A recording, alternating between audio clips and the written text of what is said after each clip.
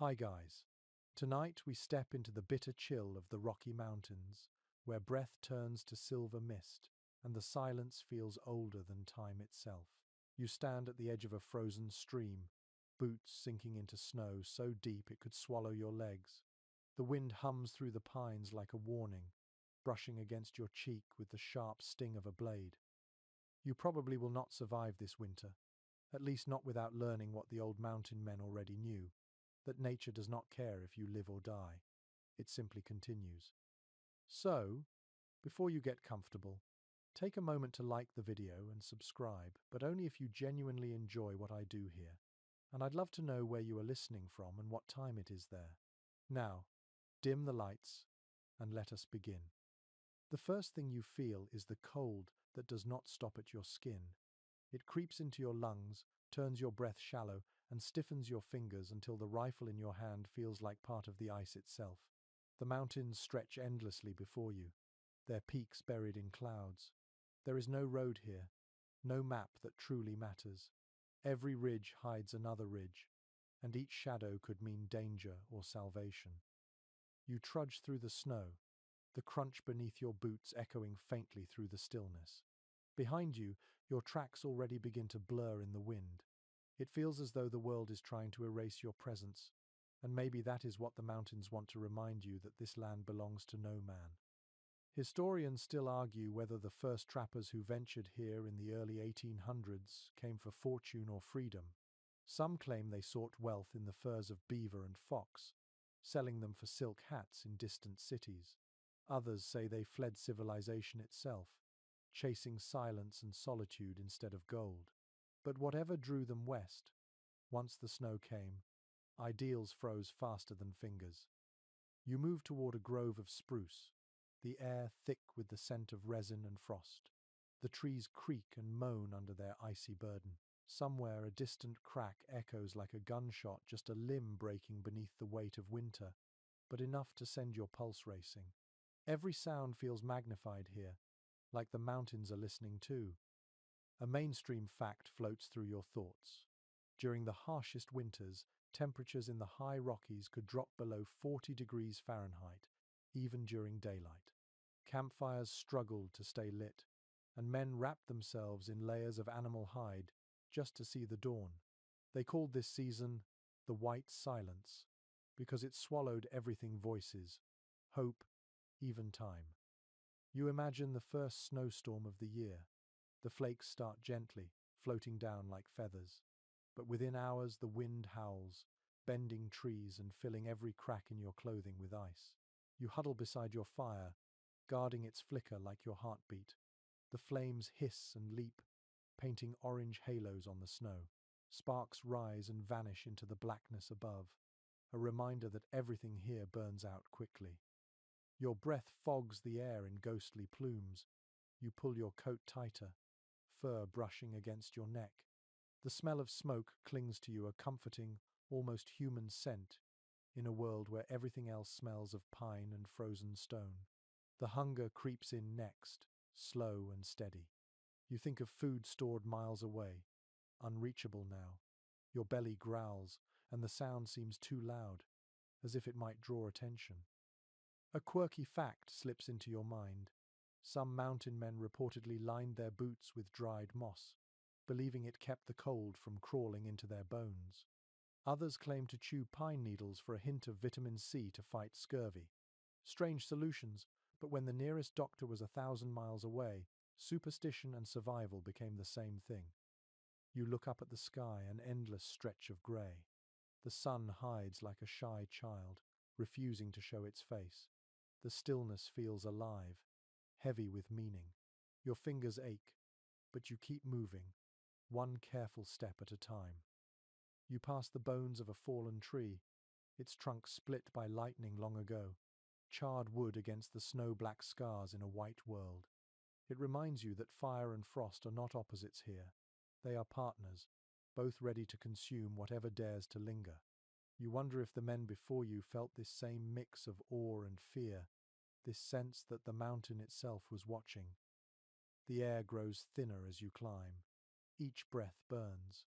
The sound of your own heartbeat becomes louder than the wind.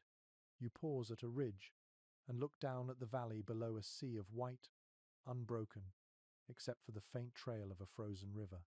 You imagine crossing it later, when the ice has thickened, though you know it could crack at any step. Out here, death is not a sudden thing.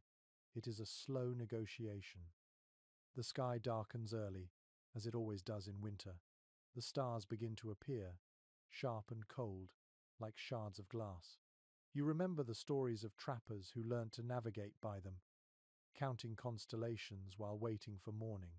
Historians still discuss how accurate those tales were, but it hardly matters now. When you are this far from everything, even myths become maps. Your body trembles as the temperature drops. You think of shelter, of warmth, of the promise of a fire waiting somewhere ahead. You picture the flicker of light against a cabin wall, smoke curling upward, and the faint crackle of logs splitting in the heat.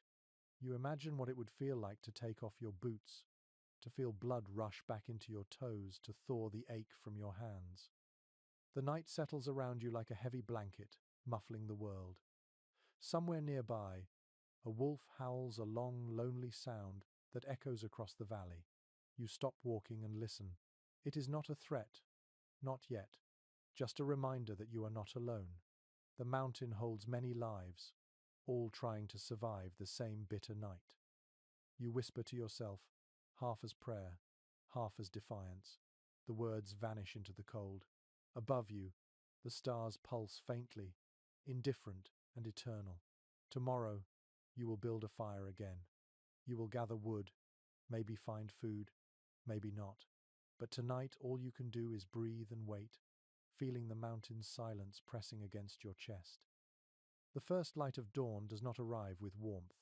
It comes as a pale smear behind the peaks, a thin promise that the sun still exists somewhere beyond the clouds.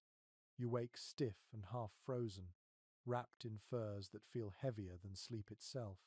Your joints ache, your breath hangs in the air, curling upward until it fades. The world is white, endless, and terribly quiet. You rise, every movement deliberate. Around you lies the wreckage of the storm's temper, branches scattered, drifts piled high, snow packed against the side of your crude lean-to. It is not much of a home yet, just a frame of poles and pine boughs tied together with strips of rawhide. But it is what you have, and out here, what you have is everything. Historians still debate whether most trappers built cabins immediately or waited until deep winter forced them to settle. Some accounts describe men surviving weeks under little more than canvas and determination before gathering the tools to raise proper walls. You, standing here with numb hands and a dull axe, decide not to wait.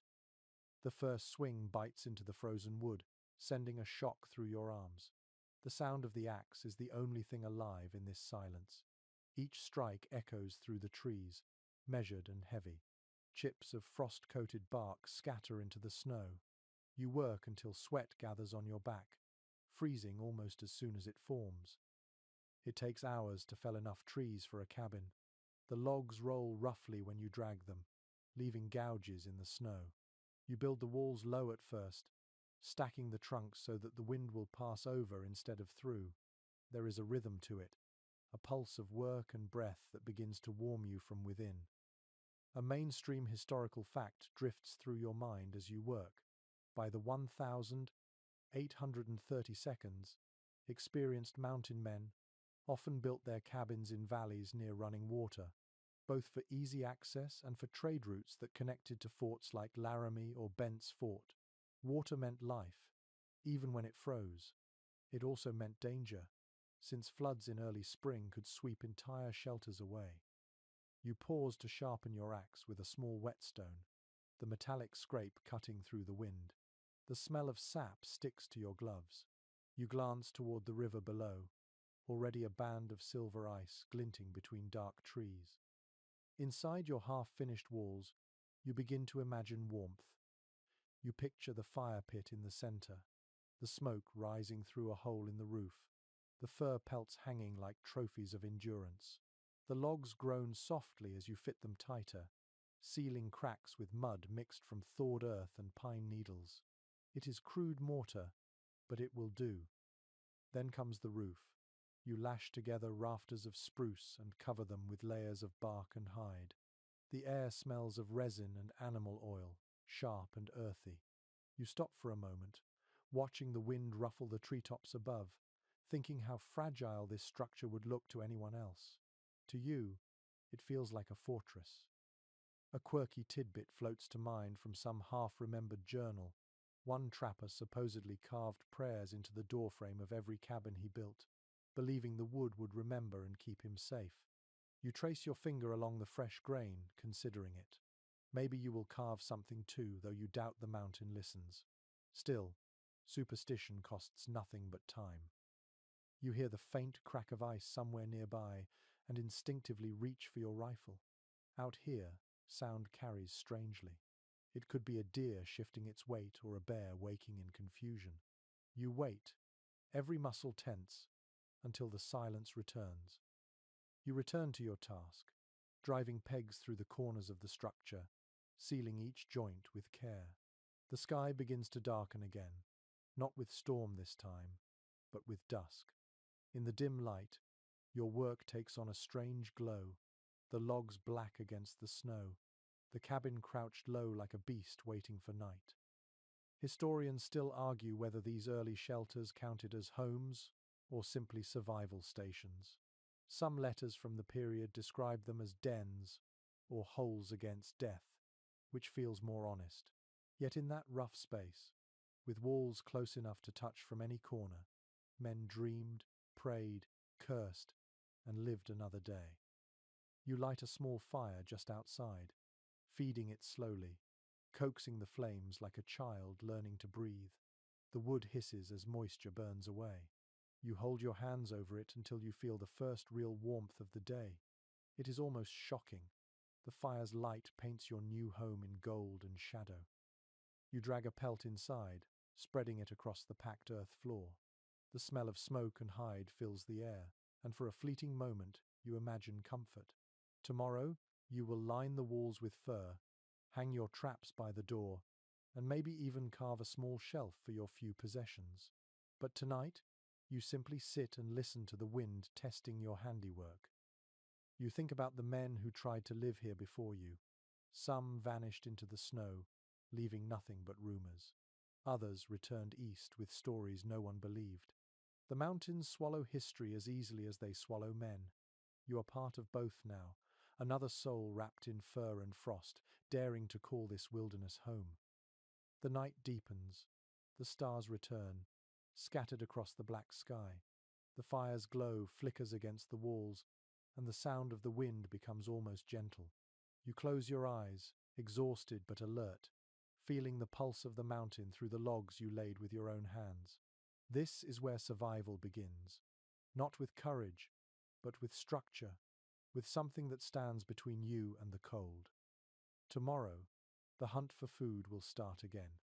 Tomorrow, you will test the traps, check the river, and maybe see smoke from another man's fire far off in the valley. But for now, you breathe in the scent of sap and smoke, and for the first time in weeks, you feel something close to peace.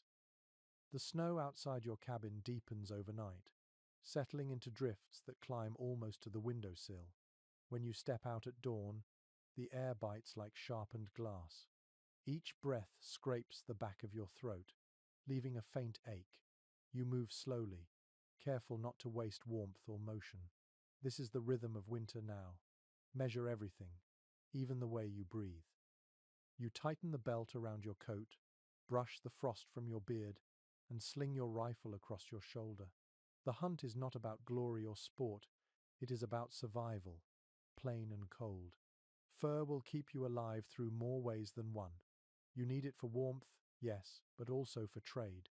Without it, there is no salt, no powder, no tools. Out here, the currency is measured in pelts, not coins. Records from the early fur trade show that beaver pelts once fetched nearly their weight in silver in distant markets. In London and Paris, gentlemen and ladies wore the soft, glossy felt made from the undercoat of these animals, never knowing that each elegant hat had begun its journey in a frozen mountain stream. You think about that sometimes, the strange chain that ties you, a half-starved trapper, to someone sipping tea in a room lined with velvet curtains. You reach the edge of a frozen creek and kneel. The ice is thick, pale blue under a thin skin of snow. You tap it gently with the butt of your rifle, then clear a hole with the point of your knife. The water beneath is black and sluggish. Here is where you set your traps, heavy steel jaws on a wooden stake, baited with castoreum scraped from another beaver. The smell is musky and sharp, almost chemical.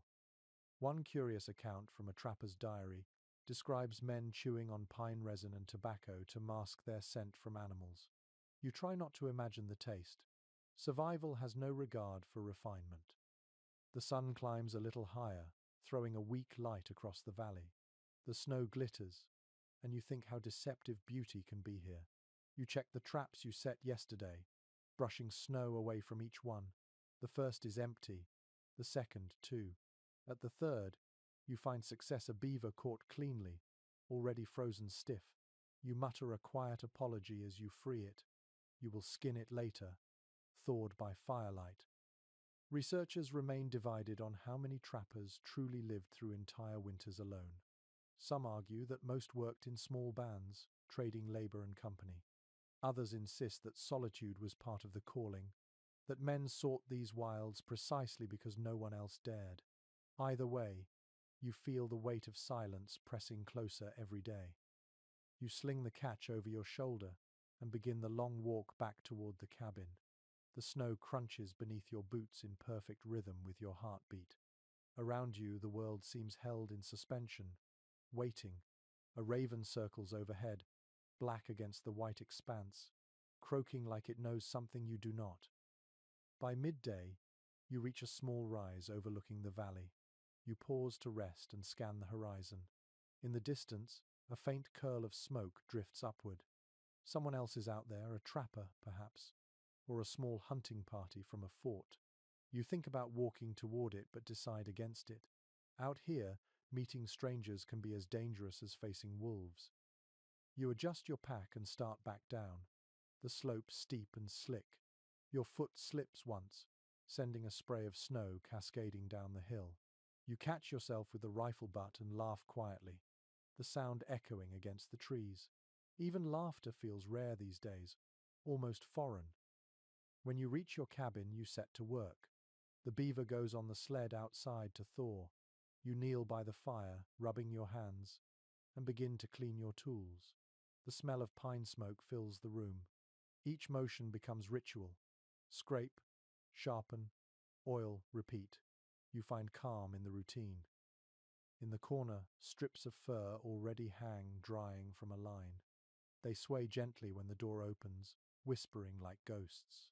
Some say that the early trappers could tell the quality of a pelt by touch alone, running their fingers through the fur with a reverence usually reserved for holy relics.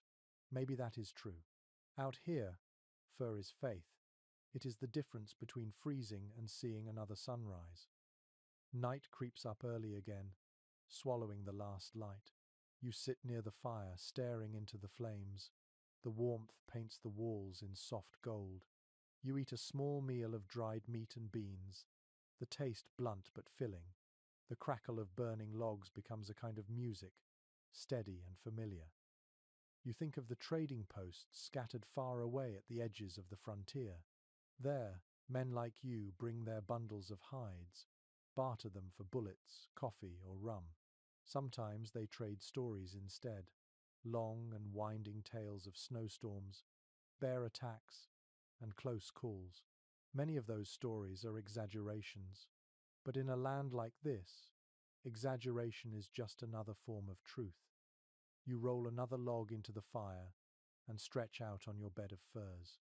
The smell of smoke and leather clings to everything. The walls creak as the wind rises outside, testing every joint and seam you built. But the cabin holds. You close your eyes and let the sound of the fire lull you towards sleep. Before you drift off, you think about what these furs will mean come spring food, tools, maybe even passage to another valley. But for now they are warmth, the soft armor between you and the endless cold. Outside, The wind howls across the drifts.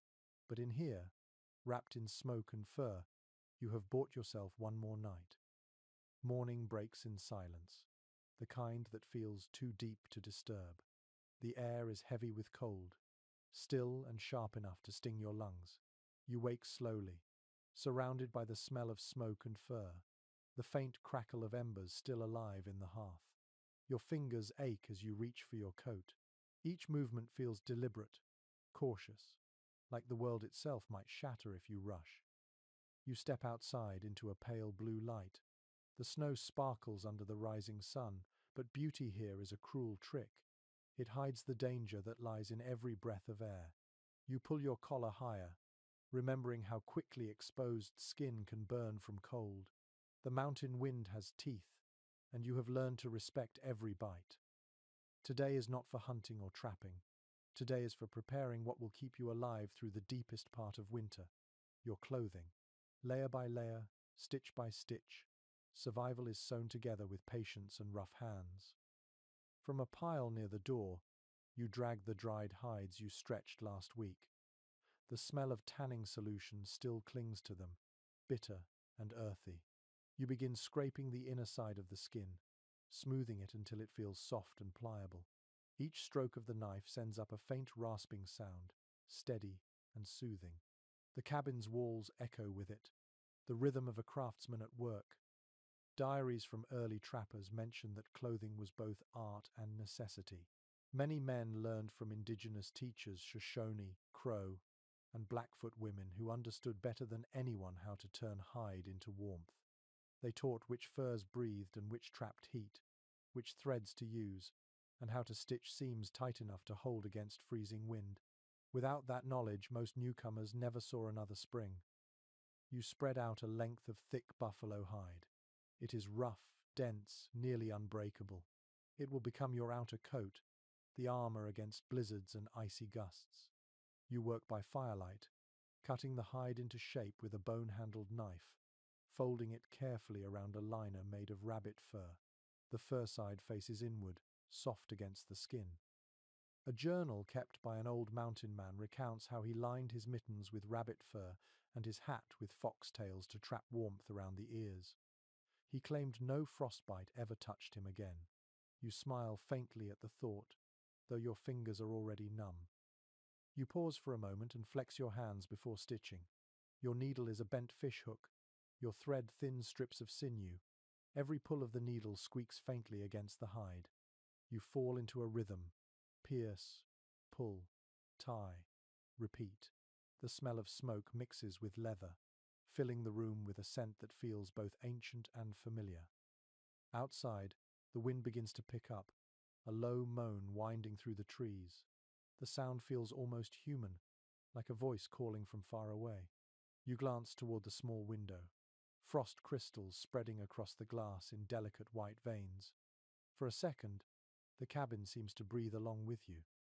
Experts still question how some mountain men managed to survive temperatures that dipped below -40. Some say it was sheer stubbornness. Others credit clothing so layered and heavy that men could barely move. Whatever the reason, those who endured did so wrapped in fur and resolve. You drape the finished coat across your shoulders and test its weight. It feels like wearing a bear's hide, thick and reassuring. The warmth begins to seep into you slowly, like the first sip of whiskey after days in the cold. You laugh quietly, shaking your head. For all the hardship, there is something satisfying about mastering the details of survival. As afternoon wanes, you turn your attention to your boots. The leather has cracked at the seams, and one sole has started to peel. You soften the hide over the fire and patch it with new layers. Then you pack the insides with dried moss for insulation, pressing it down tight. Some trappers swore that moss kept their feet warm even in the worst snow. Whether truth or wishful thinking, you will take every bit of luck you can find. The sun slips behind the peaks early, leaving the world tinted in blue shadow. Inside, your cabin glows like a lantern, the fire casting rippling light across the walls. You hang the new coat near the door, admiring the sturdy seams. You run your hands along the stitching and think of the people who once taught this craft. their hands just as cold and steady as yours. You make yourself a small meal of cornmeal mush and coffee boiled to bitterness. The first sip burns your tongue, but you do not mind. As you eat, you imagine what it must have been like for those who first wandered into these mountains, wearing the thin coats of the cities they left behind. Most did not last long. Those who did became something else entirely part of the wild itself. The fire pops, sending up sparks that wink out before they touch the ceiling. You lean back on your bed of pelts, pulling the buffalo robe over your legs. The warmth seeps in quickly, numbing the ache in your feet. Before you sleep, your thoughts drift to the way survival changes a man.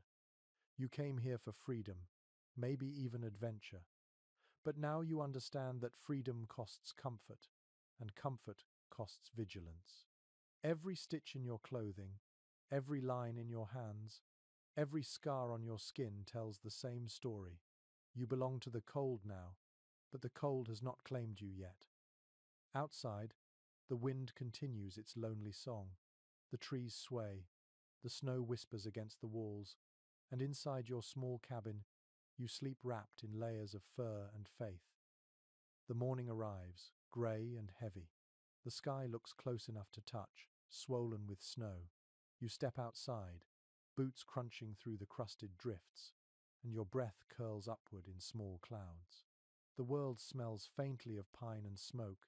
Every sound feels dampened, as if the cold itself absorbs noise. It is quiet, too quiet, and you feel that familiar mix of awe and unease that the wilderness inspires. Today, your only task is to keep fire alive. In these mountains, warmth is not a comfort. It is a full-time occupation. Without it, your muscles stiffen, your mind dulls, and sleep becomes something dangerous. You kneel beside your pit, brush away the snow that crept in overnight, and check the embers beneath the ash. A faint red glow answers. You smile. There is an old saying among trappers that a man is only as alive as his fire. Letters written by fur traders in the early 19th century describe how one spark meant the difference between another sunrise or a slow, frozen death. Even seasoned men feared the long nights when damp wood refused to burn. You gather what kindling remains: a few pine twigs, a strip of bark, a shred of cloth dipped in bear grease. The grease smells sharp and wild, but it catches easily. You strike flint against steel. Once, twice, again. Sparks leap out, hiss, and fade. You strike once more, and finally a spark bites into the cloth. You bend low, blowing gently until the ember grows. A faint crackle rewards your patience. The flame begins as a whisper, then grows into a steady murmur. You feed it slowly, one twig at a time, coaxing it like a skittish animal. When the first log catches, the glow reflects against your hands, painting them gold and orange. The warmth spreads, crawling up your arms like life returning. Accounts from that time suggest that some mountain men carried their embers between camps inside hollowed buffalo horns lined with moss.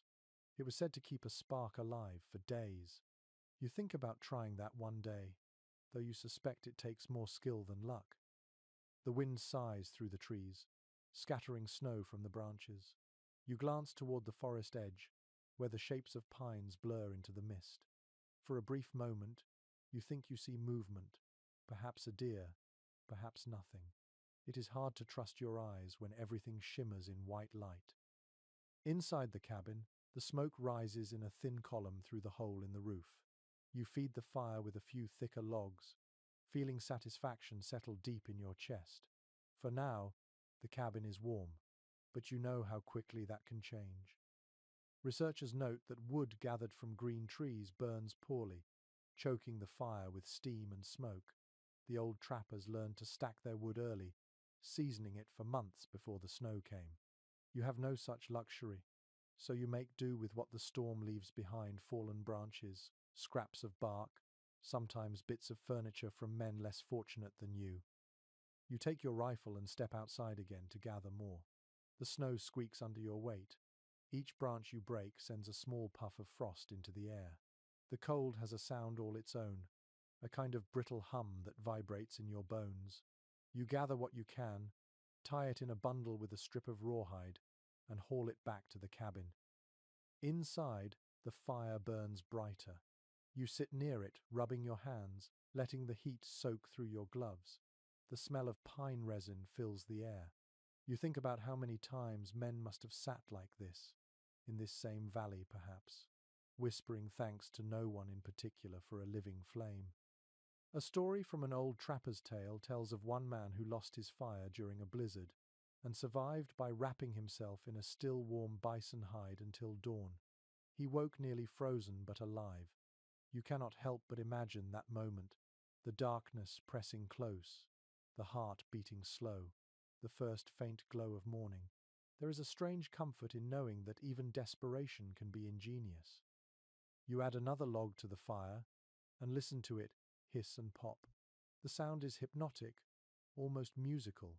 You find yourself staring into the flames, watching the shapes twist and flicker.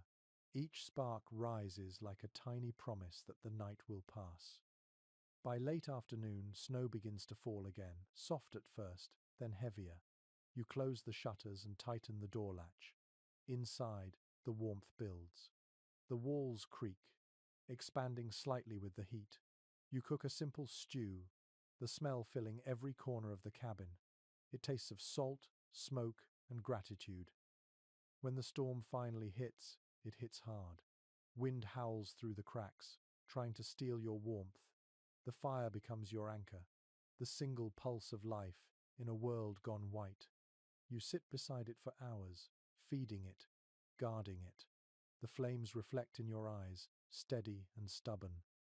You think about the men who carried fire through storms that lasted for days, how their hands must have blistered, how their minds must have wandered toward home. No one truly owns fire out here. It only agrees to stay a while. The storm passes by midnight, leaving a muffled calm behind. You step outside once more, the snow knee-deep now, the moon hidden behind clouds. Your cabin glows faintly from within, a soft beacon in the frozen dark. You realize then that survival is not just a matter of strength but of devotion. Keeping a fire alive, like keeping your spirit awake, requires constant attention. One careless moment, one forgotten ember, and all that warmth disappears into smoke and silence. You return inside, seal the door, and lie near the hearth. The wood crackles softly, sending out one last wave of heat before settling into coals. As you drift towards sleep, you whisper a small thank you to the flame itself, knowing it has no ears but deserves the words all the same. The wind has calmed, leaving a hush so deep that your heartbeat feels too loud. You step out into the soft glow of a pale morning. Frost paints the branches in glimmering white, and every surface sparkles as if the world were made of powdered glass. Winter, in its strangest way, looks gentle right before it turns cruel again. Today is about food, or rather, about what remains of it. The supplies you brought have dwindled. Salted meat is nearly gone, flour down to its last pouch. You know what this means. The final hunt before the true heart of winter. The thought fills you with a dull mix of dread and duty. You shoulder your rifle, check your knife, and sling your pack across your back. The air is still. Even the ravens seem to be conserving their energy.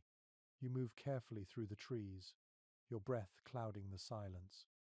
Journals from early fur trappers describe the late autumn hunts as both bounty and farewell. Elk, deer, and bison moved in herds before the snow closed the passes. Those who stocked enough meat could ride out the cold. Those who failed were often found when the thaw came, bones gnawed clean by wolves. You follow the tracks of a small herd hoof prints frozen into the crusted snow. Each print tells you more than a book ever could. The weight, the direction, the time of passing. You crouch and touch the edge of one, feeling the ice rim it has formed overnight. The animal is close. The forest is quiet in that particular way that means life is nearby. Your body tenses without thinking. You move slower, heel to toe, letting the rhythm of your steps blend with the whisper of the wind.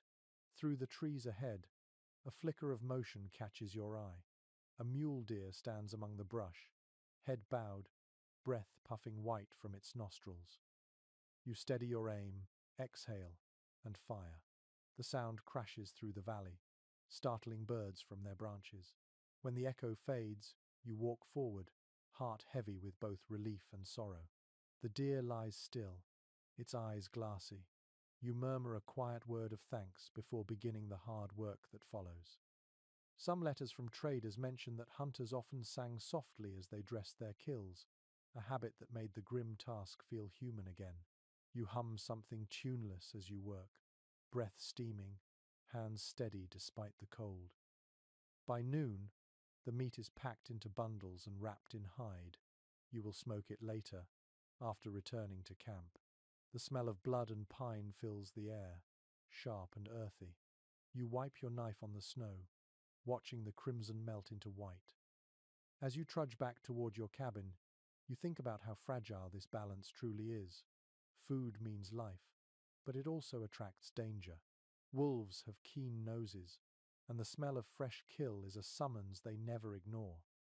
It was noted in frontier journals that men sometimes hung their meat in trees or buried it under ice to keep predators away. Others claimed to sleep beside their stores with rifles ready, preferring to fight rather than lose everything. You glance at the surrounding woods, half expecting yellow eyes to gleam back. The path home feels longer under the weight of the pack. The cold digs into your shoulders, and your legs ache from the uneven snow. When you finally see the outline of your cabin, a flicker of gratitude warms you more than the fire waiting inside. You unload the meat and begin cutting it into strips for drying. Smoke curls through the chimney, carrying the scent of burning pine. The air inside grows hazy, thick with the aroma of fat and wood. You hang the strips from poles, watching the droplets of grease sizzle in the heat. Some trappers experimented with odd preservation methods, mixing meat with berries or covering it in melted tallow. One diary even mentions meat packed in snow and sealed with ash to last until spring.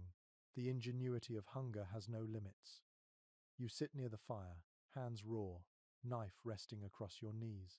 The world outside has turned to grey twilight, the kind that arrives early and overstays its welcome. The sound of dripping fat mingles with the crackle of wood. You let the warmth soak into your bones. Experts today still discuss how these solitary men managed such endurance. Was it skill, instinct, or something deeper, a refusal to let the wilderness win? You think about it, staring into the fire, and decide it might be a bit of all three. When the last strips are hung, you step outside again. The sky is bruised with the colors of dusk. Snow begins to fall, slow and soft, erasing your tracks as quickly as they form. You look up, feeling the flakes melt on your skin. The storm is gentle now, but you know what comes next. You return inside and close the door, sealing yourself in with the smell of smoke and venison. The walls creak as the temperature drops, the sound like distant whispers. You lie back on your bedding, exhausted but satisfied. The fire burns low. Outside, the snow thickens until the cabin feels buried in silence. You think about how every meal, every fire, every breath out here is borrowed time. Survival is not a victory. It is a truce with nature, one you must renew daily. Your eyes grow heavy. The room glows faintly from the dying embers. The smell of smoked meat lingers in the air, mingling with the faint sweetness of pine. You let that scent pull you towards sleep, your mind drifting through the memory of snow, fire, and quiet gratitude. The storm lasts through the night and into the next day, wrapping the mountains in silence so deep it feels sacred. When you finally push open the door, the snow outside is waist-high, smooth as silk, untouched by anything living.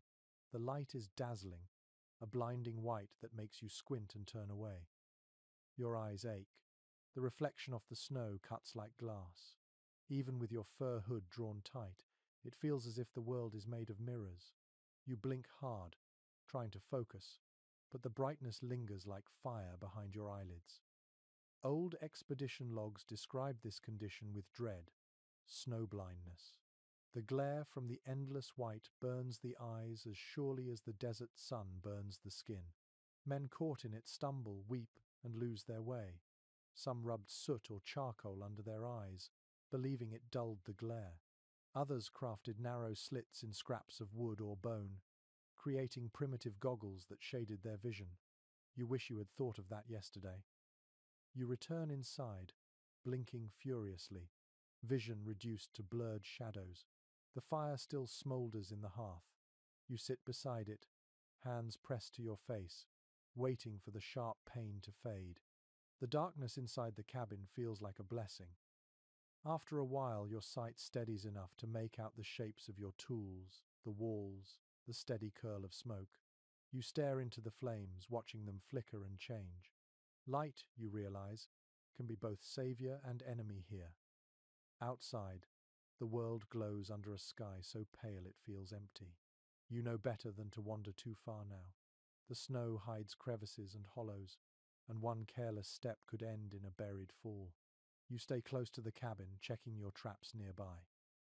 In one, you find a snowshoe hare, perfectly caught.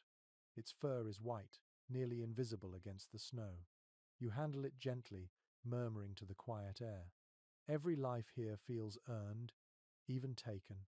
You carry it back, skin it quickly, and set the pelt aside. The fur will line your gloves later, soft armor against the wind. A curious entry from a trapper's account tells how some men in deep winter began to talk to their tools and fire as companions. Not madness, he wrote, just the only way to hear another voice. You understand that now. The silence is heavy, pressing against your thoughts until you fill it with words, even whispered ones. By midday, a strange stillness takes hold. The air feels brittle, sharp enough to cut. The snow reflects so much light that color itself seems to vanish. The sky and ground merge into one vast whiteness, and you stand in between, dizzy and small. You close your eyes for relief, and in the black behind your lids, the world feels safer. The sound of your own breathing becomes a kind of rhythm. You count each inhale as if to remind yourself that you are still here, still separate from the mountain that seems intent on swallowing you whole. When you open your eyes again, a flicker of movement catches your attention. Far off, near a ridge, a shape moves slowly across the snow. A man, perhaps, or maybe only a trick of the light. You watch for a long moment, unsure if it is real. The glare makes it impossible to tell. Eventually, the shape vanishes. You stand there for a while, staring at the empty horizon, wondering if solitude can create ghosts. Modern researchers still discuss how prolonged isolation affects the senses. Some argue that solitude sharpens perception. Others say it blurs the line between imagination and reality. You decide it does both.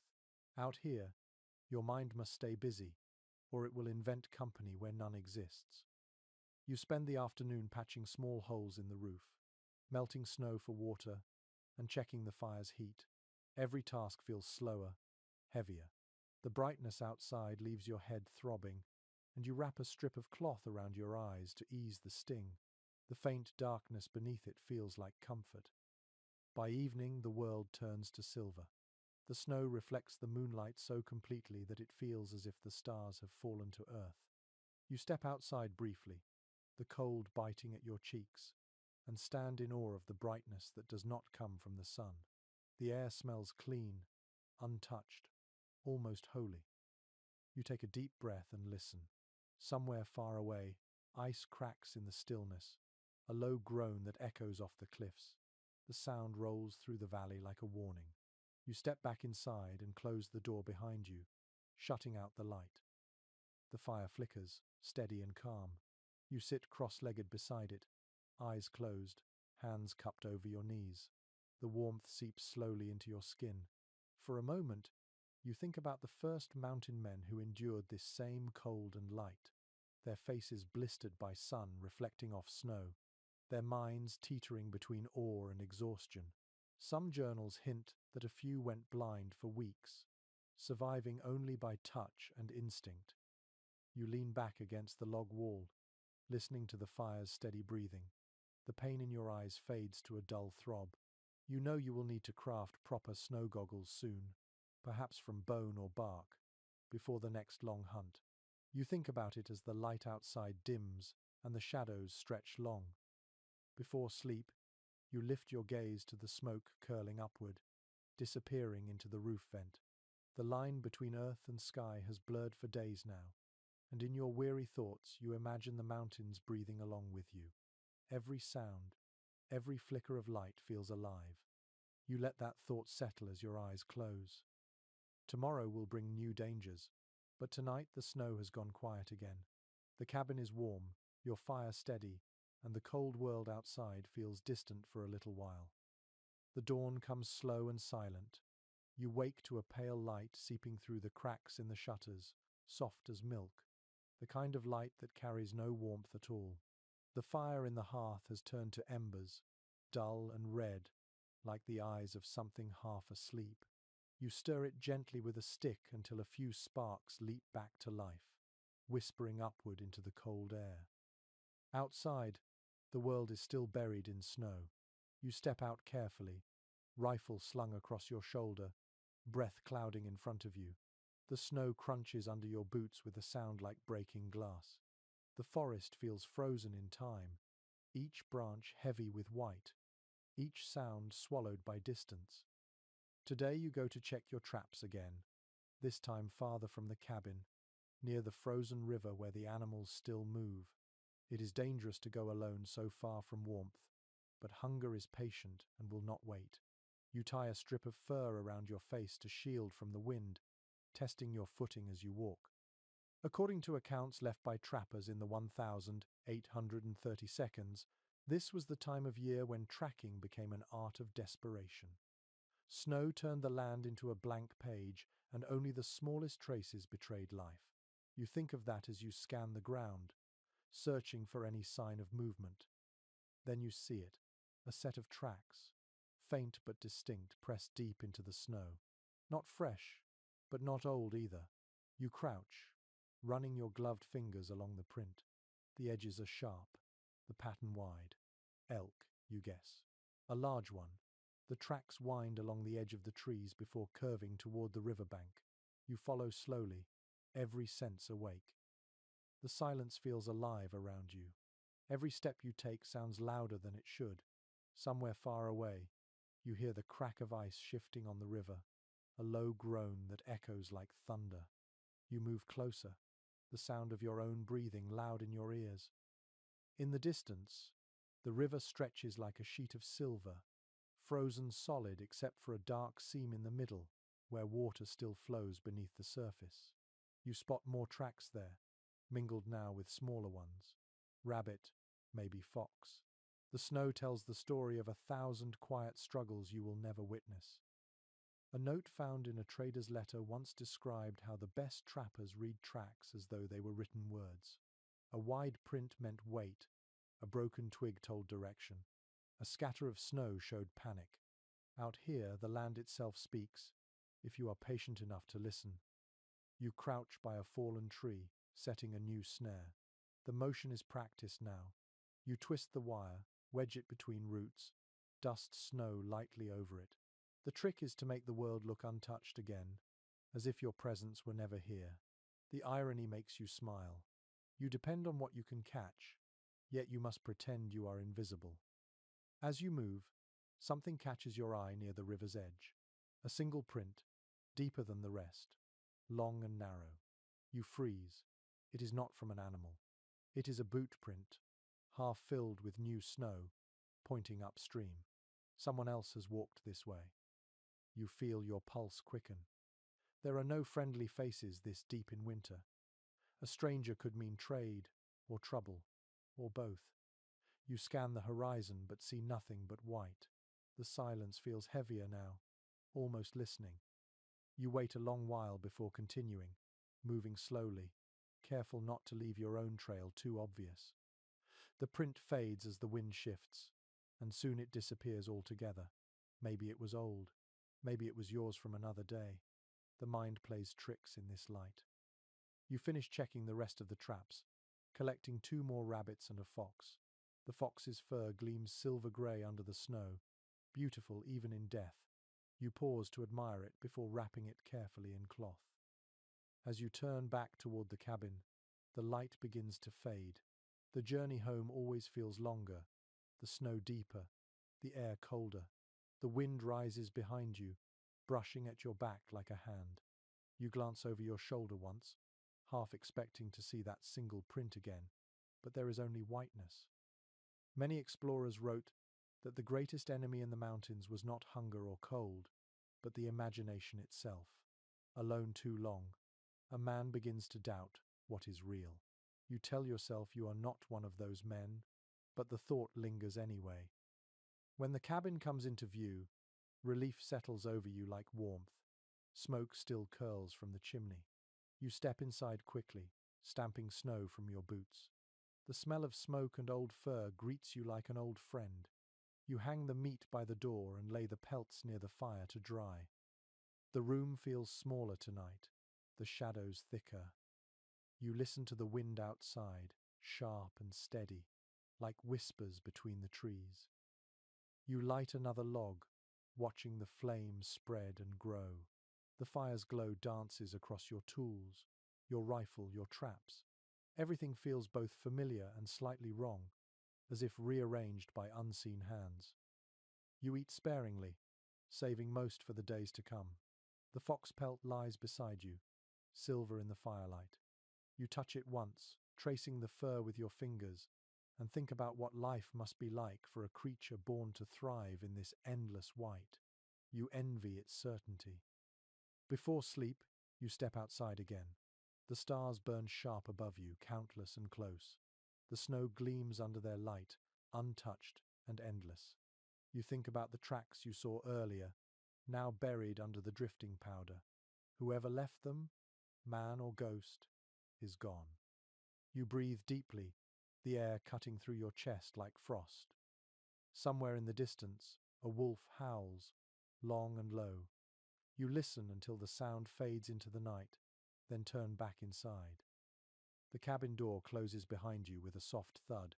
The fire's warmth greets you, wrapping you in its glow. Outside, the wind keeps its secrets. Inside, you keep yours. For now, that feels fair.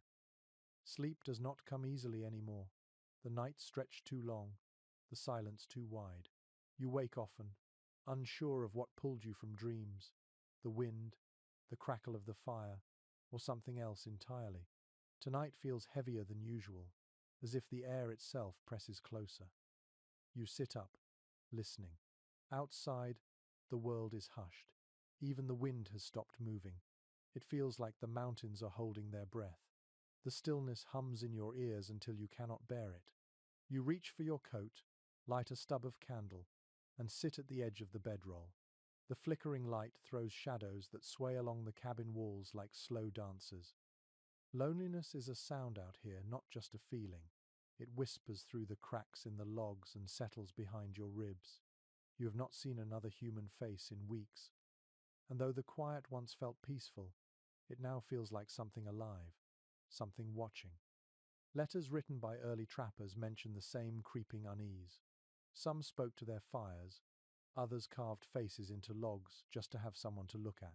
One account told of a man who kept a skull on his mantle and called it partner. You are not there yet, but you understand him. You brew weak coffee, more habit than need. The bitter smell cuts through the still air. You take small sips, staring at the flame. The heat feels good against your hands. Each sip seems to anchor you back in the world. Outside, an owl calls from the trees, low and steady. You listen, grateful for the sound, for proof that something else is awake.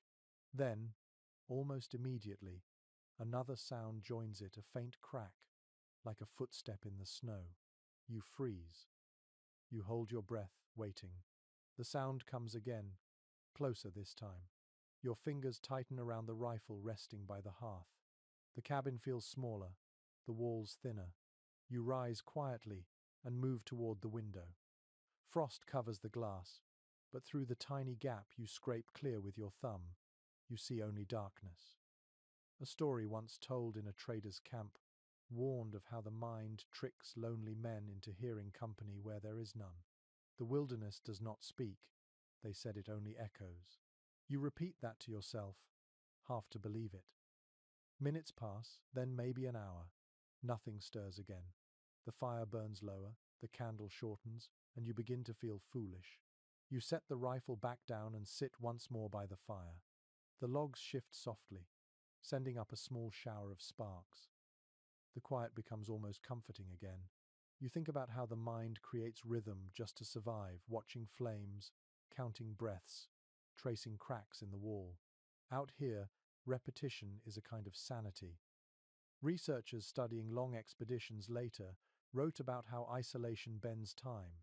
Days stretch, nights repeat, and soon a man cannot tell one from another. You feel that truth in your bones. Each sunrise feels like the same one returning, too stubborn to fade. You take out your small journal, the pages curled and stained from smoke. The pencil feels rough between your fingers. You write slowly, words uneven. Still alive, still quiet, still me.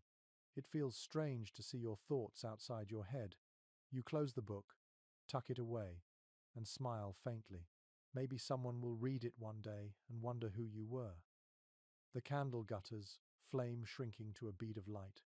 You lie back again, pulling the fur blanket to your chin. The air smells of smoke and cold earth. You listen for another sound, but hear only the faint creak of the roof adjusting to the frost. Before your eyes close, you think about the mountains beyond your walls. Somewhere out there, wolves prowl through the drifts, elk move in small herds, and the rivers sleep under their ice. You are part of that now, one more creature, simply enduring. You dream of faces you barely remember, a woman laughing near a river, a man shouting something from a distance, a child running through tall grass. The images flicker like firelight, impossible to hold. When you wake, it is still dark, and for a moment you are unsure where you are. Then the smell of smoke brings you back. Outside, snow begins to fall again, soft and endless. You can hear it against the roof, a faint, rhythmic patter. The loneliness does not leave, but it quiets, becomes something you can live with. You wrap the blanket tighter and close your eyes once more. There is peace in the small things, the warmth of the fire, the steady breath, the heartbeat that continues because it must. The mountain keeps its silence, and you keep yours. Somewhere in the stillness, the two begin to sound the same. When the next morning arrives, it does not come with sunlight, but with the faint grey of another storm waiting to happen. The wind outside carries a low moan, the kind that travels through trees and finds its way into the bones of the cabin. You rise slowly, your joints stiff from another night of shallow sleep. The fire has burned down to a thin line of embers, and the air inside smells faintly of smoke and damp wood. Today you decide to travel down the valley toward the trading post, if it is still open and standing. It has been weeks since you last saw another person, and your supplies are thinning. The thought of voices, laughter, or even the clatter of tools feels like something from another world. You gather a bundle of furs, roll them tight, and secure them with a strip of hide. The path to the fort is long and cruel. According to old accounts from the early fur trade, some men walked 20 or 30 miles through snow to reach a post where they could barter their hides for salt, tobacco, or ammunition. Those journeys often took days, and many never made it back. Still, you shoulder your pack and step into the cold, trusting your memory to guide you through the white maze ahead. The air is sharp, the wind biting at your face. Each breath stings like inhaling needles. The sky hangs low, pressing on the peaks, while flakes begin to drift lazily around you. You walk steadily, the snow creaking beneath your boots, each step measured, deliberate. As the miles pass, the valley opens into a stretch of flat land broken only by frozen willow and clusters of pine. You can smell water beneath the ice somewhere nearby. The sound of ravens echoes faintly, their voices harsh against the stillness. You think of the first time you made this walk, when the world still felt wide and welcoming. Now it feels ancient and watchful. At midday, you stop to rest by a fallen tree. You light a small fire with the coals you carried from home, feeding it twigs and bark until the flames catch. The warmth feels fragile in this endless cold. You take out a piece of dried meat and chew slowly, the flavor flat but familiar. A record written by a trader named Fontenelle once described these winter gatherings as both business and salvation. Mountain men would limp into the forts half frozen, clothes torn, eyes sunken, yet they laughed louder than any city dweller. For a few days, they could pretend they were civilized again. When you finally see the smoke rising from the distant fort, you feel relief deep in your chest. The small wooden structure crouches against the mountain's base, its walls blackened by years of weather and fire. As you approach, a pair of dogs bark, their voices cutting through the quiet. The door creaks open, and a man steps out. His face is half hidden by a scarf, his beard stiff with frost. He nods at you without surprise, as if mountain men appear from the snow every day. Inside, the air smells of tallow, tobacco, and wet fur. The dim light flickers over barrels and crates stacked against the walls. You unroll your bundle of hides across the counter. The trader inspects them silently, fingers rough but precise. "Fair skins," he mutters. He weighs them in his mind before offering you salt, flour, and a few bullets in trade. You nod. Words feel unnecessary here. Others sit near the fire in the corner, 3 men, each wrapped in layers of ragged coats, their faces lean and windburned. One of them looks up, nods once in quiet greeting. They share whiskey from a tin cup, passing it without speech. The sound of the fire and the faint clink of metal are the only reminders that life still moves. A curious entry from a missionary's letter described how these posts became sanctuaries of contradiction, half storehouse, half refuge. Men traded furs and food, but also stories, ghost tales of men lost to avalanches or creatures seen in the fog. You listen in silence as one of the trappers speaks of a storm farther west, snow so thick it buried a camp overnight. You nod, pretending not to feel the dread curling inside you. When your supplies are packed again, you take one last sip of whiskey offered by the men, its burn waking your senses. You thank them quietly and step back into the cold. The fort's door closes behind you with a groan, and the valley swallows the sound. The snow begins again, light at first but steady. You tighten your pack straps and start the long walk home. Each step feels heavier with the weight of silence returning. Yet something inside you feels steadier now. The firelight, the murmur of voices, even the brief human warmth have reminded you what you are fighting to stay alive for. The path back winds along the river. You follow it carefully, the current hidden beneath the thick ice. The sound of rushing water below is faint but constant, a reminder that not everything here is frozen.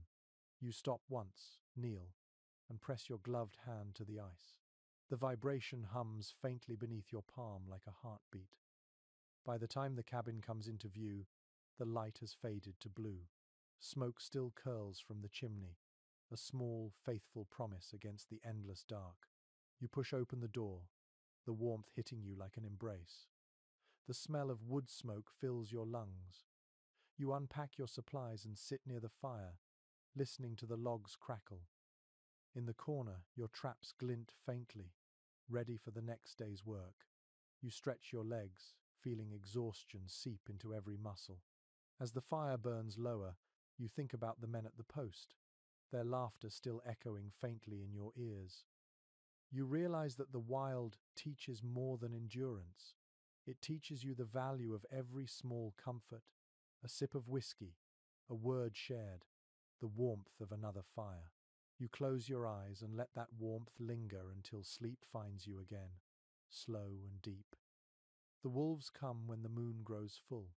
You hear them before you ever see their shapes, their calls rising through the frozen air like music written for no human ear. The sound begins faintly, far off among the ridges, but soon it gathers others until the whole valley seems to hum with their voices. It is not frightening at first, only strange, like being reminded that something out there still remembers how to sing. You stand at the doorway, listening. The sound carries through the pines, rolling down toward the river. It grows louder, closer, until you can feel the vibration against your chest. You know what it means. Somewhere nearby, hunger is awake. Travel journals from the 1,820 describe winter nights when trappers would sit for hours beside the fire, rifles across their knees, waiting for that long, mournful call. Wolves were rarely seen but always felt. The men spoke of them with a mix of respect and fear, calling them the mountain's other survivors. You understand that now better than any book could explain. You check your traps in the morning and find one torn apart, the steel twisted, the snow stained faintly red. You kneel and study the scene, noting the scattered fur, the deep claw marks. Wolves are clever, more cautious than any predator you know. They can smell iron, sense traps, even circle for hours before deciding it is safe to strike. You touch the broken chain and feel a quiet admiration for their patience. You set the trap again, this time deeper in the snow, covered carefully. Then you head back toward the cabin, scanning the tree line. The forest is beautiful but uneasy, filled with a silence that feels almost intelligent. You catch glimpses of motion now and then, shadows slipping between trees. The hair on your neck rises. A line from an old fur company ledger mentions that trappers often left food scraps far from camp to distract predators. You do the same, tossing pieces of dried meat into the snow several hundred yards away. It is a small offering to the wilderness, a hope that the wolves will take what they need and move on. That night, the howling begins again, louder this time, nearer. You sit inside, your rifle resting against your shoulder, the fire throwing red light across the floor. The cabin walls creak softly with each gust of wind. Then you hear the crunch of paws outside, the faint brush of something against the logs. You freeze, hardly daring to breathe. The sound circles once, then fades. A low growl rises, followed by another, and then silence again. You can feel them just beyond the thin wooden walls, curious, perhaps cautious. One peculiar story from a mountain man's notebook tells of wolves that followed him for 7 nights straight, never attacking, only watching. He said he began to feel less hunted and more accompanied, as if they accepted him as another creature trapped by the same hunger. You think of that now, sitting by your fire, listening to the breathing of the night. The firelight dances across the walls, throwing wild shapes that move like ghosts. You stare into the flames until your vision blurs. The heat makes your eyelids heavy, but you do not sleep. You know that the wolves will not attack a strong flame, but you also know the flame must not die. Outside, the howling returns, rising and falling like waves. It feels less like threat and more like conversation now, the mountain speaking through its oldest voices. You listen, imagining the pack gathered somewhere nearby, fur dusted with frost, eyes glowing in the pale light. Toward dawn, the sound fades away. You step outside cautiously, the snow glittering under the faint pink of sunrise. The tracks are everywhere, weaving in circles around the cabin, then leading off toward the ridge. You follow a few steps, noting how deep the impressions go, how many paws pressed into the snow. There must have been at least 10 of them, maybe more. You stop when the prints disappear into the trees. In the stillness that follows, you feel a strange calm. The fear has drained away, leaving only awe. These creatures live by instinct alone, and somehow you envy that purity. No questions, no doubt, only survival. As you walk back, the snow crunches beneath your boots in the same rhythm that the wolves' paws must have made. You glance at the distant peaks, now painted gold by the morning sun, and realize how small your place is here. You are just one more living thing enduring the same rules. You feed the fire again, cook a thin broth, and eat slowly.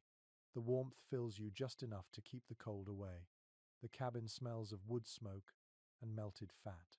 For the first time in weeks, you feel a quiet connection to something beyond yourself. The day passes without noise. You mend a few traps, sharpen your knife, polish your rifle. The routine feels steadying. Outside, ravens pick at the scraps you left, their wings flashing black against the snow.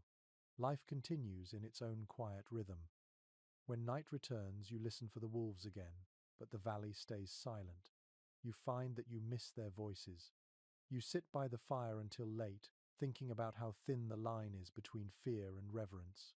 The wilderness has a way of teaching lessons without words. As you drift towards sleep, you whisper softly to the empty room, not expecting an answer. The sound of your own voice feels strange, yet somehow right. The fire crackles, the walls groan, and the cold presses at the door. But for now, you are safe.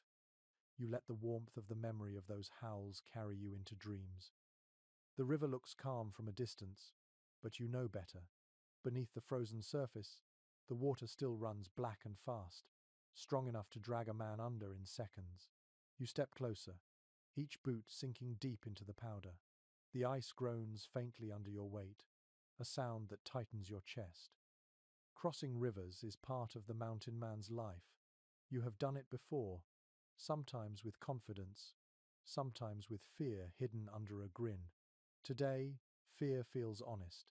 The water here is swollen from snowmelt higher in the peaks. The layer of ice is thick, but not thick enough to trust. Accounts from fur traders describe how men would test the ice by laying a long pole across it and crawling, spreading their weight to avoid cracking through. Others led their mules first, believing that if the animal made it, they might too. You have neither mule nor company, so you rely on instinct and patience. You crouch, listen to the river's muffled voice beneath your boots, then shift forward. The sound deepens, a slow, distant rumble like thunder in the earth. You freeze. The crack that follows is small, but it echoes up your legs. You back away carefully, retracing each step until you reach solid ground again. The wind stings your face. You stand breathing hard, staring at the surface that nearly took you. The ice looks innocent, smooth and white, but you know now that it hides more danger than any predator in these mountains. You decide to find another place to cross. You walk along the bank, watching for narrow points where rocks rise through the snow. The air smells faintly of pine and cold water.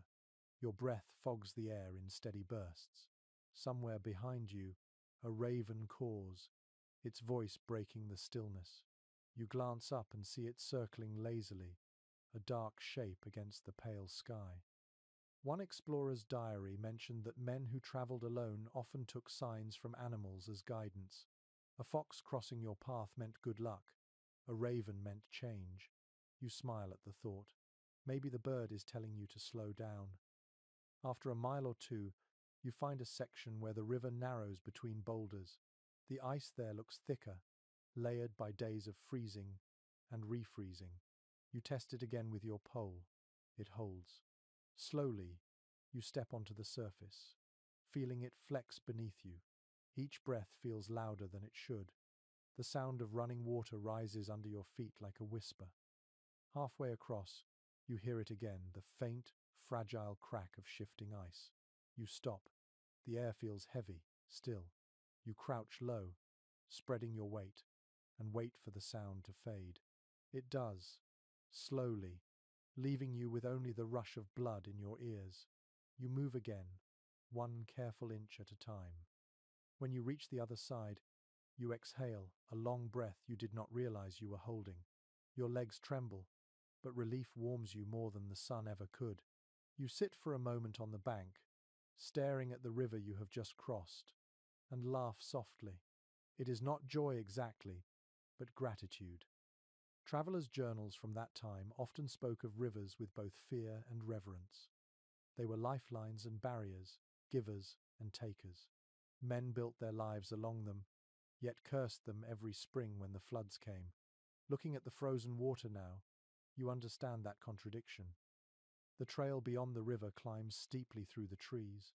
Snow clings to every branch, and your boots slip often on the icy ground. You rest your hand on the trunk of a pine for balance, feeling the bark rough beneath your glove. Each step is a battle against gravity and exhaustion, but you keep going. By afternoon, the light begins to fade. The sun hides behind a thick bank of clouds, and the world turns the color of pewter. You know you will not make it home before dark, so you search for shelter.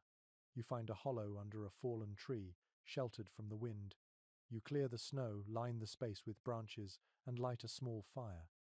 The flames flicker weakly at first, then grow, throwing orange light onto the frozen wood. The warmth creeps slowly into your fingers. You roast a small piece of dried meat and chew it in silence. The river murmurs faintly below, its voice steady and low. While you eat, you think about how many lives have ended on rivers like that. Some from slips, some from misjudgment, others from the simple bad luck of timing. Historians still study the ledgers that record such losses, cold lists of names and dates, but those records miss the part that matters most. The sound, the fear, the decision to take one more step. You sit watching the fire, lost in the rhythm of its crackling. The orange light dances on the snow, reflecting like stars scattered at your feet. You add another log and pull your coat tighter.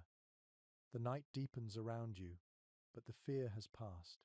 You have crossed the river, and that small victory feels enormous. In the stillness, you hear the ice shifting far away, a deep groan rolling down the valley.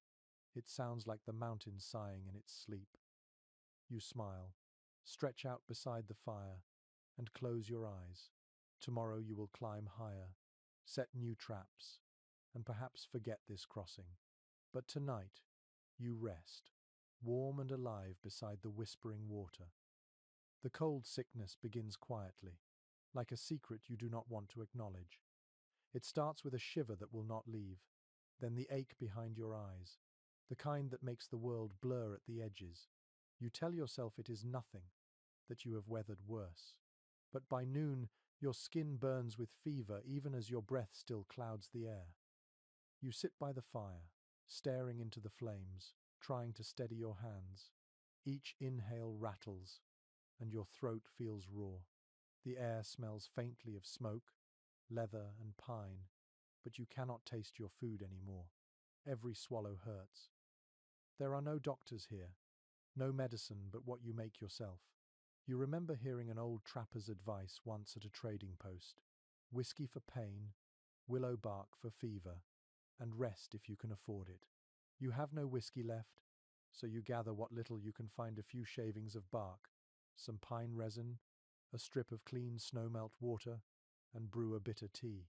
The taste is sharp, earthy, almost unbearable. You drink it anyway. Historical letters from the Rocky Mountain camps mention how illness came without warning. Men who had survived battles with grizzly bears or blizzards were often undone by a cough that would not fade. Some suspected bad air, others blamed spoiled food or isolation. Whatever the cause, winter sickness was as feared as frostbite. You lie back against the furs, the fever pulsing behind your eyes. The world seems to sway gently. You think of sunlight on water, of grass that bends in wind, of everything far away from this frozen valley. The cabin creaks around you, shifting like an old ship at sea. At some point, you wake to the sound of the fire hissing low. The light is dim, the air heavy with the scent of ash. You drag yourself to your knees, feeding the flames with the last of the dry wood. The heat feels distant, unable to reach where it hurts most. In the fog of exhaustion, your thoughts wander. You imagine someone finding your cabin in spring, footprints frozen into the floorboards, your journal half finished. Maybe they will read your words and wonder what kind of man you were. The thought is strangely comforting. An odd recollection surfaces: a note from an explorer's diary describing a man who claimed that the fever spoke to him in dreams.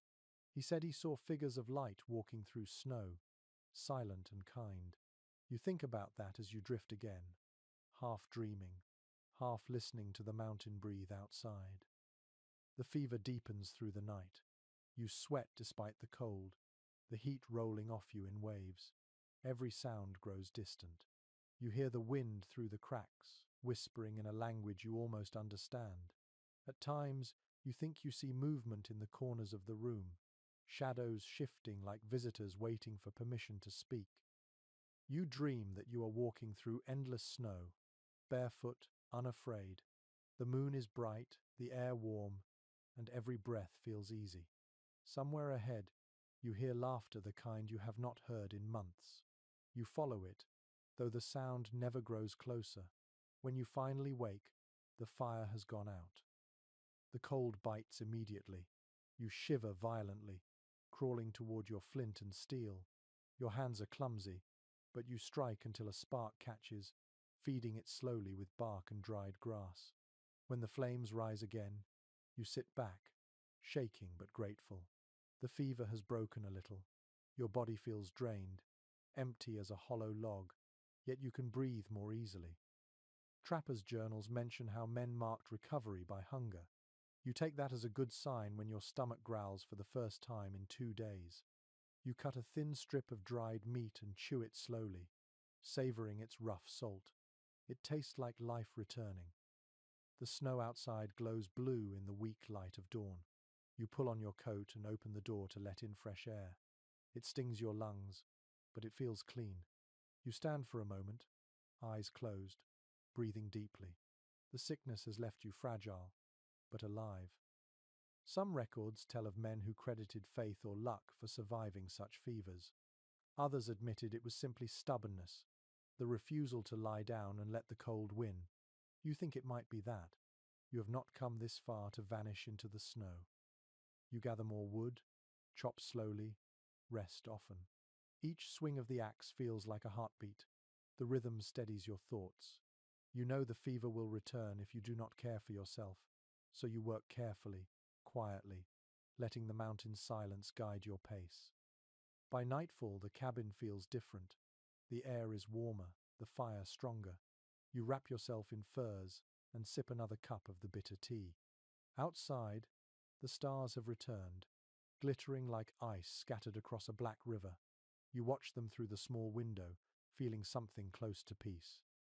The illness has reminded you of something simple, that life here is always borrowed, never owned.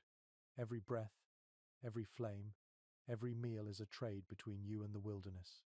You offer your strength, and in return, it allows you one more day. You lie down, pull the blanket to your chin, and close your eyes. The fever is fading now, leaving only the ache of survival behind. The wind outside hums softly, a sound like distant song. You listen to it until you drift into sleep, your mind finally still. The morning after, the fever feels like waking into a world that has been rebuilt overnight. The air outside is sharp but clean, the snow glittering beneath the soft light of dawn. You breathe deeply, letting the cold fill your lungs until your chest burns, and for the first time in days, it feels good to feel anything at all. You eat a small breakfast, then check your traps, moving slower than usual. Each step leaves a perfect print behind you, sharp and deliberate. The forest hums with quiet life again. Tiny sounds you had forgotten to notice, the creak of trees, the faint scratching of small animals beneath the snow, the distant crack of ice splitting on the river. You reach your first trap and find it empty. The second holds the crushed remains of a rabbit, the steel jaws biting clean. You kneel to reset it, the motion automatic. Your fingers, still weak, fumble with the spring. The cold metal bites your skin, but you do not stop. A field report from the Hudson's Bay Company once described how skilled trappers could set 10 steel traps in less than an hour, each with its own secret pattern of placement and scent. The work required patience and precision, a ritual learned through repetition. You find yourself repeating each movement exactly as you remember it, almost prayerfully. You move to the next trap and stop when you see the tracks in the snow, large, deep, pacing in circles around the set.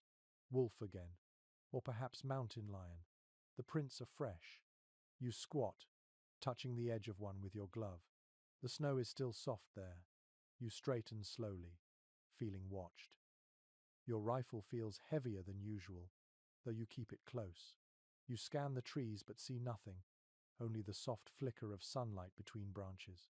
You wait a long moment, listening, but the forest offers no clue. Eventually you move on, carefully, eyes sweeping the ground for more signs.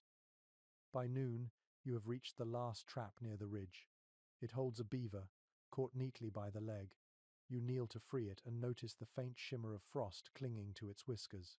The body is heavy, its fur thick and perfect. You whisper a quiet thanks as you work. Every catch means another piece of life, another trade waiting in spring. Back at the cabin, you hang the new pelts to dry beside the others. The smell of hide and smoke fills the air, strong but strangely comforting. You sit by the fire, cleaning your traps with slow, deliberate strokes. Each scar on the metal tells its own story, where the teeth of a bear once snapped, where the frost bent a spring beyond repair. In the journals of old trappers, they often wrote about their tools as if they were friends or rivals. A trap was more than iron, it was an extension of the man who used it. To lose one was to lose a part of yourself. You look at your own collection now, rusted, scarred, but loyal. The rhythm of the work soothes you. Brush, oil, sharpen, test. The faint metallic scrape fills the small space like music. You wipe your brow and smile faintly. Out here, skill is worth more than luck. As evening falls, you notice the red streak of sunset over the ridge, faint but beautiful. The light spills through the cracks in the shutters, washing the walls in gold. You stretch, feeling the ache of honest labor. The fever has left your limbs, replaced by a steadier warmth. You remember something an old man once said at a trading post. Every scar you carry is a lesson that did not kill you. You glance at the cuts across your knuckles, the half-healed burn on your wrist, and think how right he was. Each mark is proof that you learned something the hard way. You patch a hole in one of your gloves using sinew and a bit of fox fur. The thread pulls tight with a soft creak, and you trim the end with your knife. The smell of tanned hide mixes with pine smoke, earthy and familiar. You lean closer to the fire, letting the glow warm your face. Experts who study frontier life often note how repetition became its own form of sanity. Men found comfort in fixing what broke, in sharpening tools that might never be used again. You understand that now. The act itself is survival, a quiet defiance against decay. Outside, the night deepens. The cold presses against the walls, but inside your small circle of light, the world feels steady. You hang your traps in a neat row beside the door, their steel glinting in the firelight. Each one is ready for tomorrow, each one a promise of work and endurance. You settle into your furs, tired but content. The fire crackles softly, throwing tiny sparks upward. Your hands smell of iron and ash. As you close your eyes, you think about the delicate balance between hunter and hunted, builder and destroyer, man and mountain. The silence returns, deep and soft. But now it feels like a companion rather than a threat. You breathe slowly, letting the warmth seep into your bones. The scars, the traps, the small victories, they all belong to this life. And tonight, this life still belongs to you. The nights are longer now, stretching endlessly until you begin to wonder if the sun has forgotten you. The cold feels sharper too, creeping into your bones even when the fire burns high. You wake before dawn, the air so still that every breath sounds like breaking glass. Your body moves through the motions automatically, yet your mind drifts elsewhere, caught between memory and exhaustion. You sit by the fire, holding a cup of melted snow, watching the steam curl like ghosts through the cabin air. The days have begun to blend together, one into the next, until time itself feels circular. You cannot remember when you last saw a sky not colored by snow. Sometimes, when the silence grows too deep, your thoughts wander to warmer seasons. You picture spring, the melt of the river, the sound of birds returning, the grass bending under your boots. You imagine summer, when the mountain meadows explode with color, when even the wind smells alive. But it feels distant now, like something you once dreamed instead of lived. A letter from a fur trapper named Osborne Russell spoke of this same weariness. He wrote that during the worst months, men often talked aloud to themselves to remember the sound of their own voices. He admitted that sometimes he forgot what laughter felt like. You read his words long ago and had not understood them. Now you do. You pull your coat tighter and step outside. The cold bites instantly at your cheeks.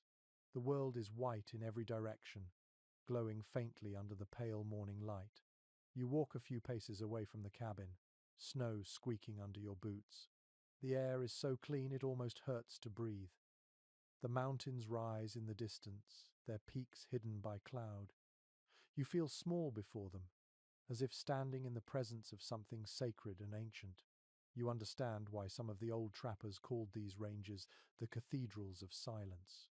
They demand reverence without words. Your breath fogs in steady rhythm as you make your way toward the edge of the ridge. There you stop and look out over the valley below. The frozen river gleams faintly through the snow, winding like a silver scar across the land. You close your eyes and listen. The sound of wind moving through the pines is soft, almost like whispering. For a moment, you feel at peace. Then the ache of solitude returns, heavy and slow. It settles behind your ribs, familiar but unwelcome. You realize that months have passed since you last spoke to another living soul. The thought stings worse than the cold. One explorer's diary describes how men in winter sometimes began to talk to their absent loved ones as if they were near. He called it conversation with ghosts. You understand that too now. At night, when the fire burns low, you catch yourself whispering answers to voices that exist only in memory. You return to the cabin and stir the fire back to life. The room fills with orange light, and shadows crawl across the walls. You sit down beside the hearth, legs stretched, staring at the flames. The warmth feels almost tender. On the shelf beside you lies a scrap of paper and a stub of pencil. You pick them up and begin to write, though you do not know to whom. The words come slowly, unevenly. The snow has swallowed the path, you write. The wolves sing less now. I think they are wiser than I am. They know when to rest. You stop, reading the lines back to yourself, and smile faintly. Perhaps no one will ever see them, but it feels good to set them down. Outside, the sky darkens again. The sun barely lifts above the horizon before fading back into shadow. The mountains vanish into a blur of white and grey. You light another candle and continue writing, not about fear or hunger this time, but about the beauty hidden inside the struggle. Historians later wrote that many trappers became poets without meaning to. Their journals, rough and simple, turned into maps of emotion more than geography. You think about that as the pencil scratches softly over the paper. Words, like fire, keep the mind alive. When you finally stop, the candle has nearly burned out. The room glows with a faint, warm haze. You fold the paper and tuck it between the pages of your journal, then stretch your legs and lean back. The fire crackles quietly. Sleep comes slowly tonight.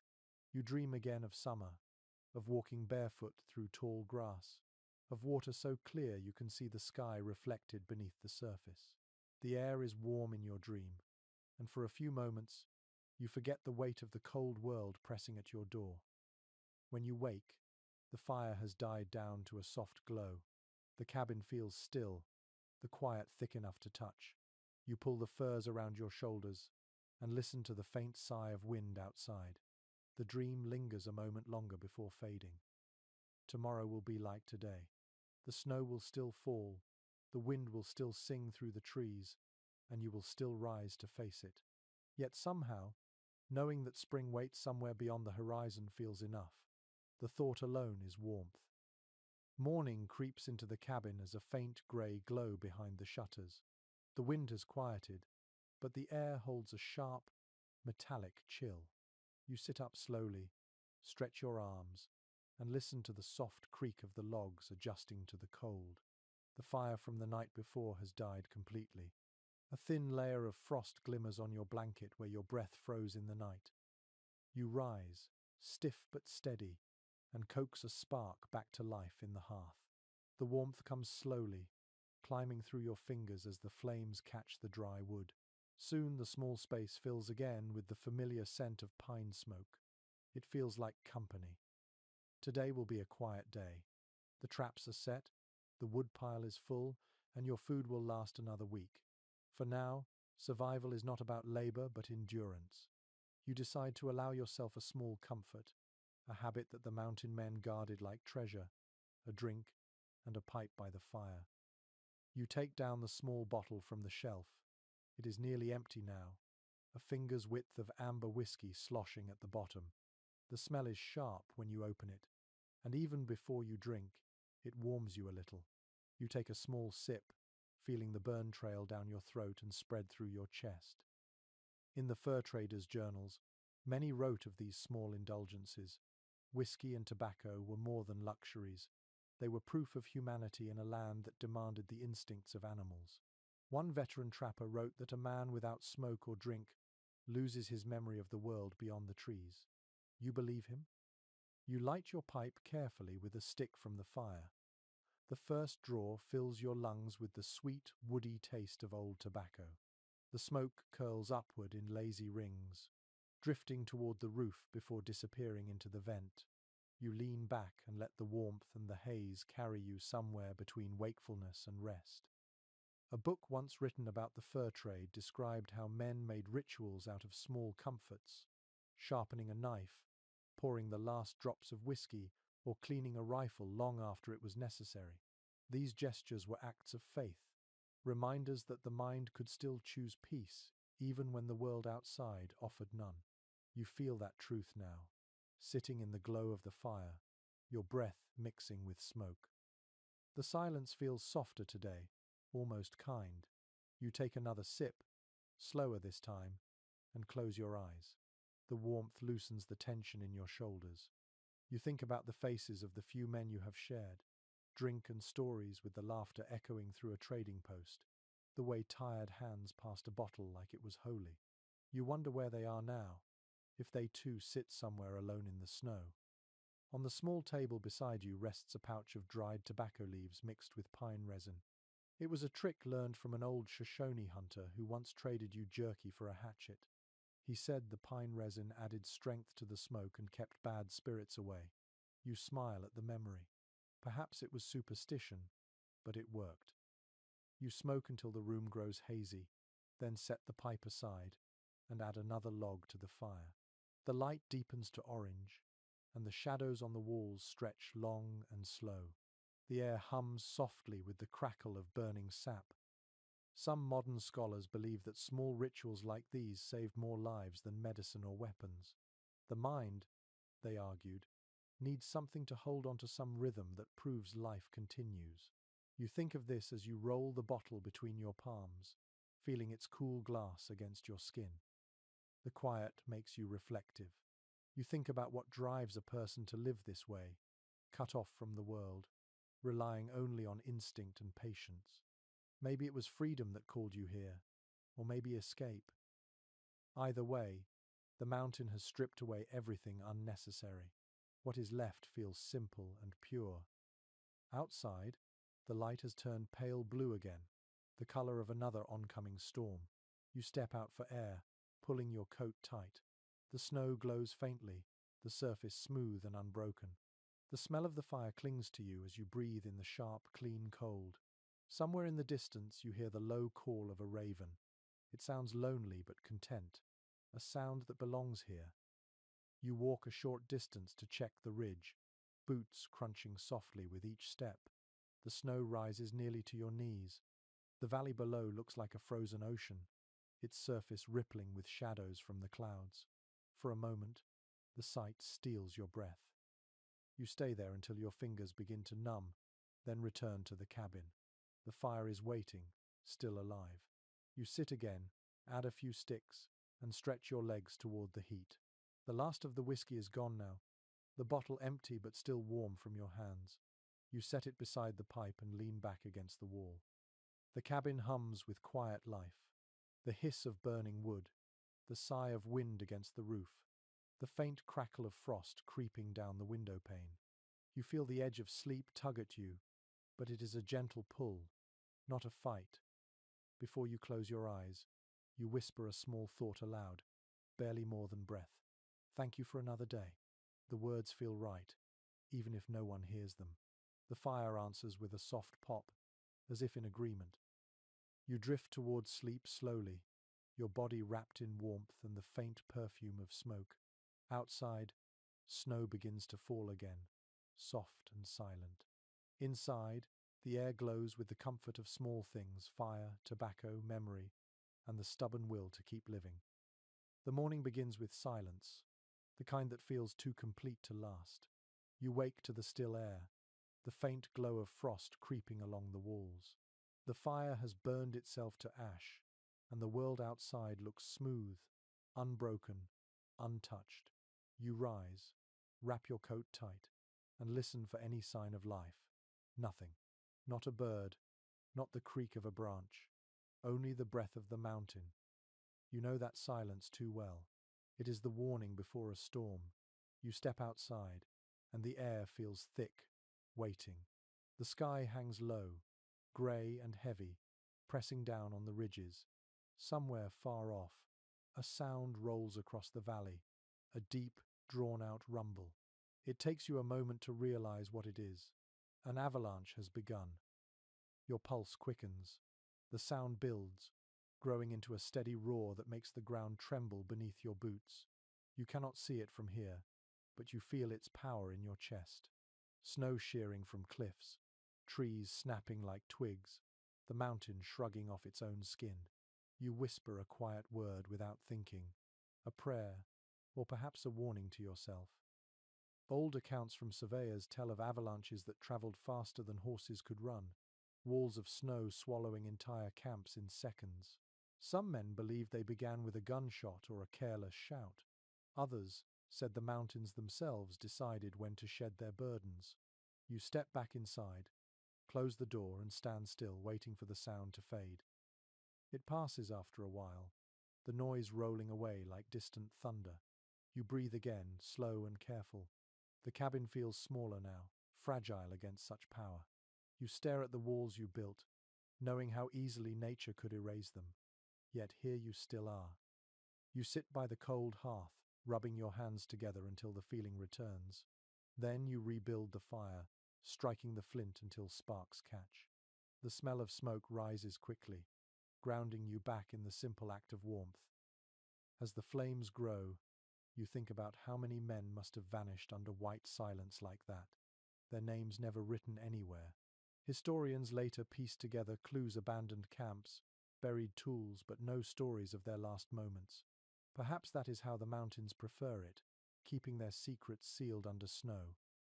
You step outside again after the shaking stops. The air is strangely still, thick with powder hanging in the air like dust after a storm. The sky has cleared a little, the clouds pulling apart to reveal a strip of pale blue.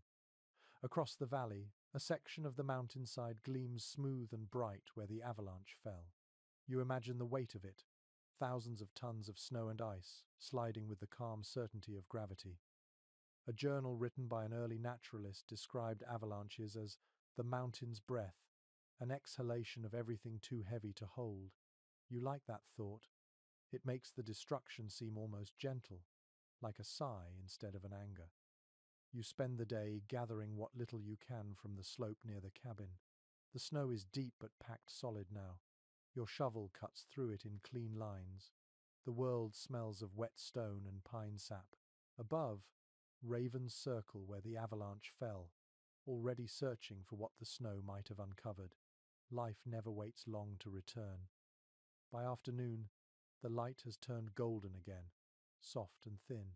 You pause to rest, leaning on your shovel, your breath rising in small clouds. The quiet feels heavier now but less menacing. The avalanche has spent its fury, leaving the land cleansed, renewed. You recall hearing an old trapper's story about how he survived being buried alive in an avalanche, digging upward with a knife while his lungs filled with cold. He said afterward that the snow felt alive, pressing and shifting like an ocean. Whether true or not, the image stays with you. You picture it and feel a chill deeper than the weather. Inside the cabin, you hang your coat near the fire and pour melted snow into your tin cup. The water steams faintly, tasting of minerals and wood smoke. You drink slowly, eyes half closed. The sound of the fire is steady now, calm and rhythmic. Researchers who studied early mountain settlements wrote that avalanches taught settlers humility faster than any sermon. The survivors spoke of silence afterward, a silence so complete that it felt sacred. You think of that now, the way the noise of life feels fragile against the vastness of nature. As the light fades, you sit near the door, watching the horizon. The sun dips behind the peaks, painting the snow in gold and rose. The world looks peaceful again, as if nothing violent ever happened. Yet you know that beneath that beauty, danger never sleeps. It waits, patient as the cold. You add one more log to the fire and let your mind drift. The memory of the avalanche lingers in your chest, heavy but strangely beautiful. You think of it as a reminder, a lesson whispered by the mountain itself. You are small, but you are still here. The night settles in quietly, bringing back the calm. The fire glows against the walls, the wood crackling in gentle rhythm. You pull the furs around your shoulders and close your eyes. Outside, the snow lies still again, the silence deep and forgiving. The blizzard begins without warning. One moment, the air is still and dry. The next, it is filled with spinning white. Snowflakes whip past the window so fast they blur into a solid sheet, erasing the world beyond your door. The wind moans through the trees, low and endless, like a great animal pacing outside. You brace the shutters and stuff fur into the cracks along the walls. The cabin groans, each gust pressing against it with heavy force. The sound fills every space, making conversation with yourself impossible. You move quickly, checking your supplies, tightening ropes, securing the roof poles with fresh knots. Trappers' reports from the early 1800s describe these storms as living things. One man wrote that a blizzard could feel like a herd of ghosts pushing against the sky. Reading those words once made you smile. Now they feel less poetic and more like truth. By nightfall, the world beyond the window has disappeared completely. There is no horizon, no sky, no ground, only motion. The snow roars past the cabin in relentless waves. The wind rattles the door latch as if testing your resolve. You sit near the fire, listening to it all, wrapped in your thickest coat. You remind yourself of the rules. Do not open the door once it seals with ice. Do not sleep too long at once. Keep the fire alive. You follow these commandments as though they were ancient scripture. The rhythm of survival keeps you anchored when reason begins to drift. You feed the flames one log at a time. Sparks leap upward, small and defiant against the dark. The smoke curls through the chimney, carried off by the storm's breath. Every few minutes you stand to check the walls, feeling for drafts, tightening the fur around the window seams. Inside the noise, time begins to dissolve. Minutes feel like hours, hours like days. You lose count of how long the wind has screamed. You measure its fury by how much wood remains in the pile. Each log burned is a small piece of safety turned to ash. An account from a fort west of here told of men trapped inside their cabins for 10 days without light. They melted snow over candle stubs for water and used rifle stocks for firewood by the end. You think about that story often, not with fear, but with respect. The line between survival and surrender is thinner than a breath. Your eyes grow heavy, but the sound keeps you awake. It fills your ears, presses into your chest, shakes dust from the rafters. At one point, the cabin shudders so violently you instinctively grab your rifle, though no weapon can fight a storm. You whisper into the noise, not expecting an answer. Hold together. You murmur to the walls, to the fire, to yourself. The words vanish instantly, swallowed by the howl. By the second day, fatigue sets in. The constant sound grinds at your nerves, turns thought to fog. You start to imagine voices inside the wind, familiar, gentle, impossible. You hear your name once, or think you do, carried faintly through the storm. You pause, listening, half believing, but there is only wind. A scientist who later studied the journals of early settlers noted that prolonged storms could alter perception. Men claimed to see figures moving outside or lights dancing above the drifts. The mind, stripped of sight and silence, invents its own company. You wonder if that is what is happening to you now. The blizzard's fury continues for what feels like forever. You ration the firewood carefully, breaking larger logs in half to stretch the supply. The air inside the cabin grows thick with smoke, but you do not dare open the vent wider. The outside air would snuff the flame in seconds. When the storm finally begins to weaken, it happens gradually. The roar softens to a deep hum, then a whisper. You wait another few hours before lifting the latch. The door creaks, frozen at the edges. You push hard, and a wave of snow spills inside, glittering in the weak light. The air outside is painfully bright. The world has changed completely. Drifts rise higher than your shoulders, smooth as carved stone. Trees lie half buried, their branches heavy with frost. The silence that follows the storm is thick, almost holy. You step out slowly, feeling the crunch of snow beneath your boots. The cold stings your face, but it feels like freedom. Historical accounts describe this same moment with reverence. After every great blizzard, there came a hush that no man could explain, a stillness so deep that even breath felt loud. You experience it now. The world holds its breath with you. You turn in a slow circle, taking it all in. Your cabin, half buried, looks like a mound of snow with smoke curling from its top. The valley stretches before you, transformed into a landscape of sculpted white. The sunlight reflects so fiercely that tears prick your eyes. You squint and laugh, the sound startling in the silence. You survived again, not through strength perhaps, but through persistence. That is the only kind of victory the mountains respect. You return to the cabin, brush snow from your shoulders, and sit once more beside the fire. The warmth feels deeper now, earned. The storm has taken much of your energy, but it has also left behind a calm that feels pure. As dusk falls, you watch the last light fade over the ridges. The snow outside glows blue, and the sky turns to velvet. You close your eyes for a moment, hearing only the soft crackle of fire and the faint sigh of settling snow. For the first time in days, there is no wind, no noise, no fear. In this fragile peace, you realize that silence is not always empty. Sometimes, it is the mountain's way of saying, "You may stay another night." The air after the blizzard feels hollow and clean. Each breath tastes of ice and pine. You step outside at dawn, boots sinking into a surface so smooth it feels wrong to disturb it. The sun peeks weakly over the eastern ridge, a pale disk behind drifting mist. For a moment you simply stand there, feeling the stillness of a world washed blank. Your cabin survived, though the roof leans a little, burdened with snow. You brush it off with a shovel, hearing the soft thud of each pile hitting the ground. The sound feels almost gentle after so much noise. You work slowly, careful not to slip. The cold stings your fingertips through your gloves. Inside, the fire burns low, whispering rather than crackling. You add a log, then sit back on your heels, taking stock of what remains. Supplies are thinning again. A few days of wood, some dried meat, a little salt. The storm ate time as easily as it did daylight.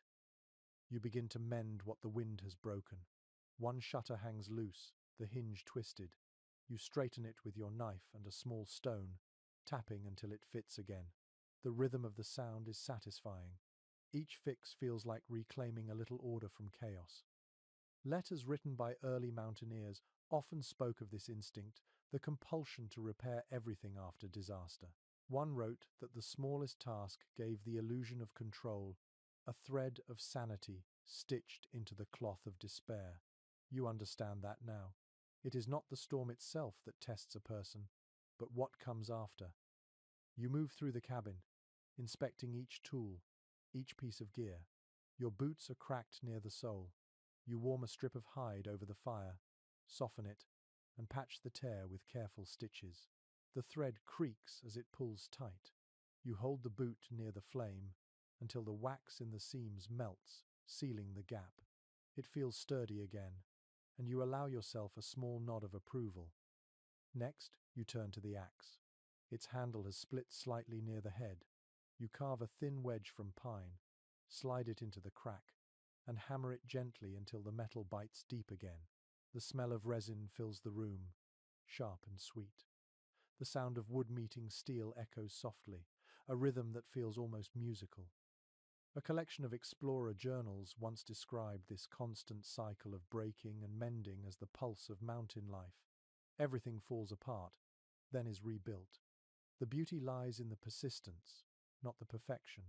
You think about that as you polish the blade with a strip of cloth, watching your reflection flicker in the metal. By midday, the sun climbs higher, though its warmth never truly reaches you. You step outside again, carrying a bundle of wet furs to hang near the smoke. The air smells fresh, the kind of freshness that only follows a storm. You hear a distant crack somewhere across the valley, the sound of ice breaking loose from a high ledge. The echo rolls long and low before fading back into stillness. You take a moment to breathe, closing your eyes. The wind is gone. In its place is something quieter, almost tender. For the first time in weeks, you sense the faintest hint of thaw. Tiny droplets of water slide from the edge of your roof, one by one, tapping against the snow below. A frontier record from a survey team mentioned how even a single drop of melting snow could lift a man's spirit after months of cold. It meant movement, life, the promise of change. You watch the drops fall, hypnotized by their rhythm. Back inside, you set to work repairing your coat. The seams near the shoulders have frayed from constant wear. You thread your needle with sinew, the motion steady, your hands remembering what to do without thought. The repetition is comforting. Outside, the light softens into gold. The world feels almost gentle again. Later, you sharpen your knife, the steel ringing quietly with each stroke. You oil the blade, wipe it clean, and set it down beside your traps, all neatly arranged. There is satisfaction in seeing them lined up, ready again, waiting for purpose. An anthropologist once wrote that mountain men were artisans disguised as wanderers. Their survival depended not on brute strength, but on the artistry of mending, building, and adapting. You smile at the idea. Out here, craft is prayer. Every repair is a small offering to endurance itself. As night approaches, you cook what remains of the smoked meat, mixing it with a handful of ground corn and melted snow. The smell fills the room, earthy and familiar. You eat slowly, savoring each bite, feeling warmth spread through your chest. The wind returns for a brief moment, brushing against the cabin like a sigh. It feels almost affectionate now, as if the mountain approves of your stubbornness. You chuckle softly, shaking your head. The fire burns bright again, light flickering across the repaired tools and patched clothing. You sit back, feeling the ache of the day settle into your bones, a good kind of tired. Outside, the sky turns indigo, and the first stars appear above the black line of the ridge.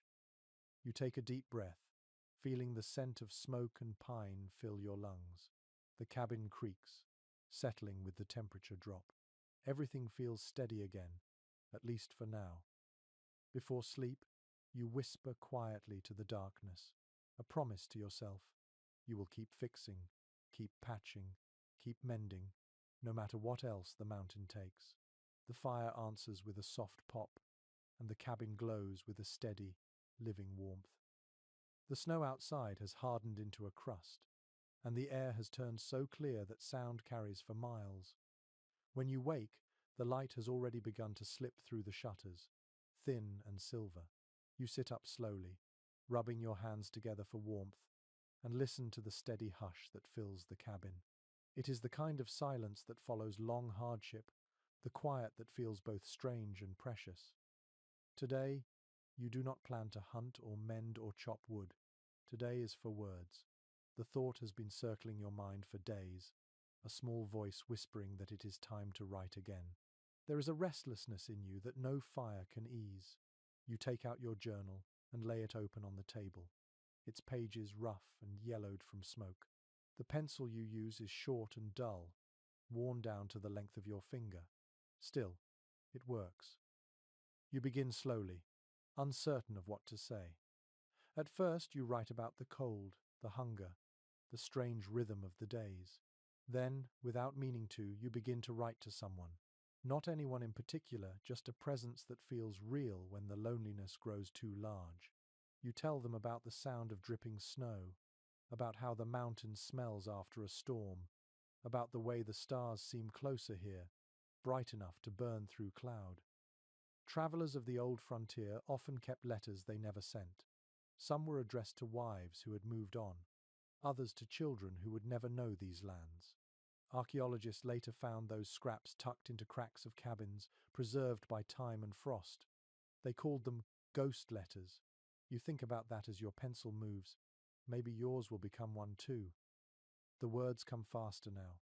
You write about the wolves, about the river that nearly broke beneath you, about the fever that stole 2 nights of memory. You admit your fears to the page, the ones you never speak aloud. You confess how sometimes, when the wind rises, you feel it calling your name. Writing it down feels like exhaling a weight you did not know you carried. Outside, the sun has climbed higher. The snow on the roof begins to melt, dripping in steady rhythm onto the ground below. Each drop marks time more clearly than any clock could. You pause, listening to it, then return to your writing. You draw a line across the page and begin another letter, this one to no one at all. To whoever finds this, you write, know that winter does not hate you. It tests you until you learn to love what is small. A spark, a bowl of soup, the sound of your own heartbeat. You stare at the words for a long moment before adding, that is enough. You smile faintly. The smile surprises you. For the first time in months, the thought of spring feels close enough to touch. A historian once wrote that isolation can turn a man into a philosopher faster than any library. Out here, you have no audience, no argument, only reflection. The mountains strip you of everything unnecessary until only thought remains. You find a strange comfort in that truth. As the day passes, you continue to write. You sketch the layout of your cabin, the trail you follow to the traps, the bend in the river where the ice groans each morning. You mark the spot where you saw the wolves, and another where the avalanche fell. It feels like building a map of your own endurance. The light shifts toward afternoon. You step outside to stretch, your breath rising in faint clouds. The valley glows gold beneath the setting sun, the snow glittering like dust. A thin breeze stirs the pines, carrying the faint scent of sap and smoke. You stand there for a long while, notebook in hand, staring at the view that has become your whole world. An explorer's diary from nearly a century ago described this same feeling, the deep connection between solitude and gratitude. When the heart grows quiet, he wrote, even suffering begins to feel sacred. You understand him now. Back inside, you place the finished pages beneath a stone on the shelf, safe from the drafts. The act feels ceremonial, a promise to the future that you were here and that you endured. You imagine someone finding these pages one day, reading your handwriting, and knowing that for a time you were part of this wild silence. The night comes early again, though now it feels gentler.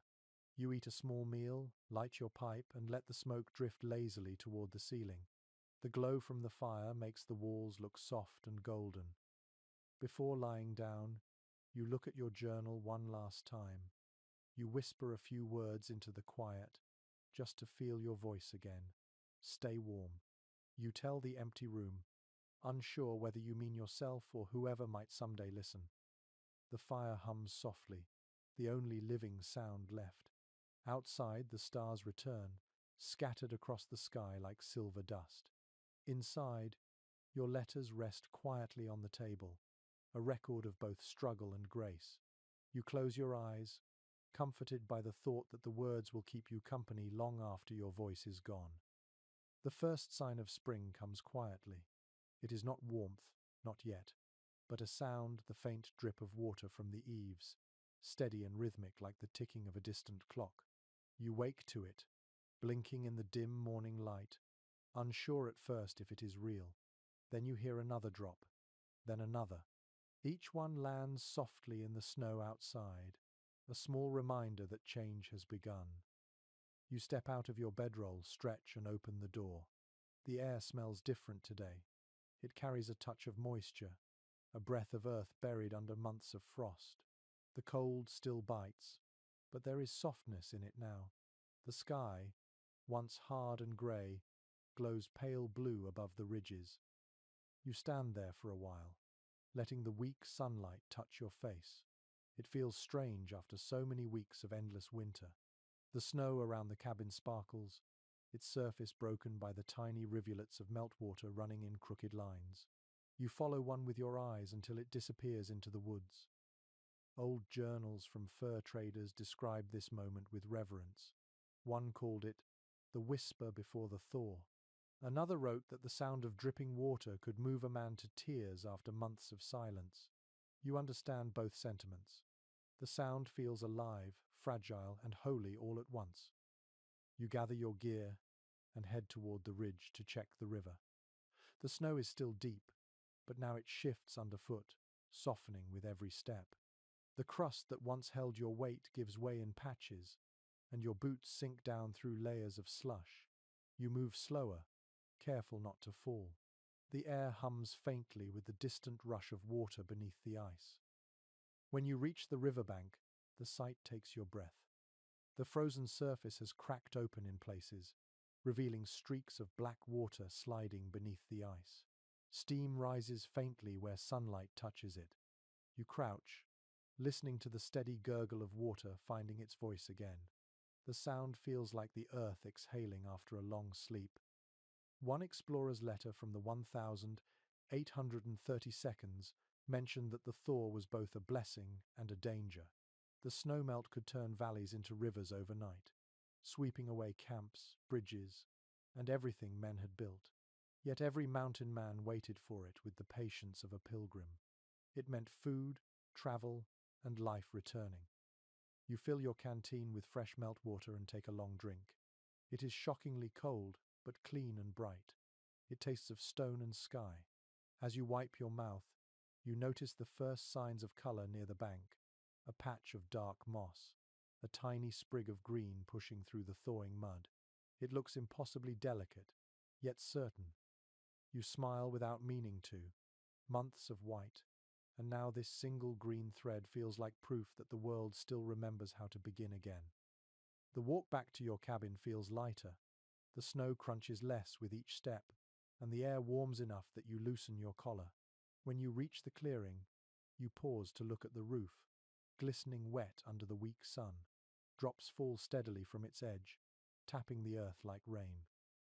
Inside, the air smells faintly of damp wood. You add a small log to the fire, though you no longer need it as much. The warmth feels symbolic now, more comfort than necessity. You sit by the hearth, drying your gloves, listening to the distant sound of dripping outside. Records from early trading forts tell that spring always arrived unevenly. Some mornings felt like mercy, others like mockery. A single cold wind could undo days of thaw. You decide not to trust the weather fully yet, but hope is a habit hard to resist. As afternoon stretches on, you walk out to your traps, not to hunt but to check for damage. The snow there has begun to sag and separate. You find one trap rusted, another half buried in slush. You clean them carefully, rubbing oil into the metal with a scrap of cloth. Even that small act feels like preparation for life returning. When you finish, you climb a short rise and look out over the valley. Thin threads of smoke rise from somewhere far away, another trapper, maybe a small camp thawing out after the same long sleep. The sight fills you with a quiet ache of connection. You raise your hand in a gesture no one will see. Evening arrives with a golden hue you have not seen in months. The light spills through the trees, turning the snow to silver and the air to honey. You sit outside the cabin, back against the wall, watching the horizon glow. The air hums softly with melting snow and the faint rush of distant water. Scholars who studied these early mountain lives often wrote that spring marked not just survival but transformation. Winter stripped away everything, leaving only endurance. Spring returned color to the soul. You feel that truth now, deep and sure. You close your eyes and let the sounds wash over you, the dripping water, the soft wind, the crack of ice surrendering to warmth. You think of all the months behind you, of the storms, the sickness, the fire that never failed you. You realize you have become something quieter, steadier. As darkness falls, you go inside, your heart lighter than it has been in a long time. The fire burns low, gentle and steady. You write one short line in your journal before sleep takes you. The mountain breathes again, and so do I. Outside, the thaw continues, slow and certain, a rhythm older than memory. Inside, you rest with the same peace, knowing you have lived to see the world begin again. The air has changed again. The snow still lies heavy in the shadows, but the valleys hum with the faint rush of meltwater. When you step outside this morning, the air smells wet and wild, like stone that has just remembered rain. The sunlight spills gently across the clearing, soft enough that you close your eyes to feel it. You stand quietly for a moment, listening. The world is no longer silent. The river murmurs in the distance. Small birds call from the pines, and the snow drips steadily from every branch. It feels like a conversation you have been waiting months to hear again. You walk down toward the stream, rifle across your shoulder, more out of habit than need. The snow gives way beneath your boots, slushy and uneven. In some places, the ground is already visible, slick with mud and dotted with bits of moss. The sun catches the wet earth, releasing a scent that makes you dizzy with recognition. Records kept by the old fur companies often noted this part of spring as the most dangerous and the most beautiful. The thaw freed everything trapped by ice, the rivers, the soil, even the secrets the snow had kept buried. You think about that as you move along the edge of the water. At first you see nothing unusual. Then, near the bend, something dark catches your eye. You step closer, careful of the soft ground. Half buried in slush lies a torn piece of fabric, old and faded. You kneel, brushing it free, and realize it is part of a coat, stiff with frost. Beneath it, you glimpse the curve of a bone. You stay still for a long time, staring. It could be an animal, but the shape is wrong. You know what you are looking at. Someone who did not make it through the winter has returned to the surface. The journals of explorers speak often of such discoveries. They wrote that the mountains take lives without cruelty or malice, simply through indifference. The thaw always reveals those who lost the bargain. You bow your head for a moment, not out of fear but respect. You cover the remains again with a blanket of pine branches. Then you take a strip of bark and carve a small cross into it with your knife. You press it into the ground nearby, not as a monument but as acknowledgement. Out here, remembrance is the only kind of burial most receive. As you stand, the sound of rushing water grows louder. The river has begun to break open fully, the ice cracking and folding over itself in deep, thunderous tones. You step back quickly as a slab splits apart near the bank, the current pulling it downstream. The sight is both terrifying and beautiful, the power of nature waking from sleep. A geographer's note once described the Rocky Mountain thaw as a season of ghosts and rivers. You think of that now, the way everything buried returns to motion, the way sound fills every space again. The mountains are breathing, and you are breathing with them. You sit for a while near the riverbank, letting the cool spray touch your face. The wind carries the scent of wet pine and melting snow. You notice small things you had forgotten to miss. The buzz of insects near the mud, the faint glint of sunlight on running water, the ripple of birdsong above the trees. Each sound feels like a promise. When you return to the cabin, the snow around it has already begun to sink, pulling away from the walls. The door no longer sticks when you open it. Inside, the air feels lighter. You hang your wet coat by the fire and sit down with your journal. You write about the thaw, about the body you found, about the noise of the river splitting itself apart. You do not dwell on sadness. You write instead about endurance, about how even the dead return to the circle of life here. The mountains keep nothing forever. Historians who later studied these lands called this the time of legends. Each melted valley carried stories, some true, some imagined, of the men who vanished, the ones who were too stubborn or too brave. You realize that those stories are less about death than about belonging. Everyone who enters this wilderness becomes part of it eventually, one way or another. Outside, the afternoon light shifts, golden and thin. The last icicles drop from the roof, shattering softly against the mud. You watch them fall, feeling both sorrow and peace. As the evening settles, you build a small fire by the riverbank. You sit there until the stars appear, reflecting in the black water. The sound of the current is steady, patient, eternal. You whisper a few words into the dark, a farewell for whoever lies beneath the snow and for every name that time will forget. The flames flicker low, and you close your eyes. The air carries both cold and warmth now, as if the world is balancing between two breaths. The mountain does not mourn, it renews. You feel that rhythm inside your chest, slow and deep, and you know you are part of it. When you finally stand to return home, the moon is rising behind the peaks, silver light touching the river. The water moves steadily onward, carrying pieces of ice and memory toward the plains below. You watch it for a moment longer, then turn toward the faint glow of your cabin window, ready to rest.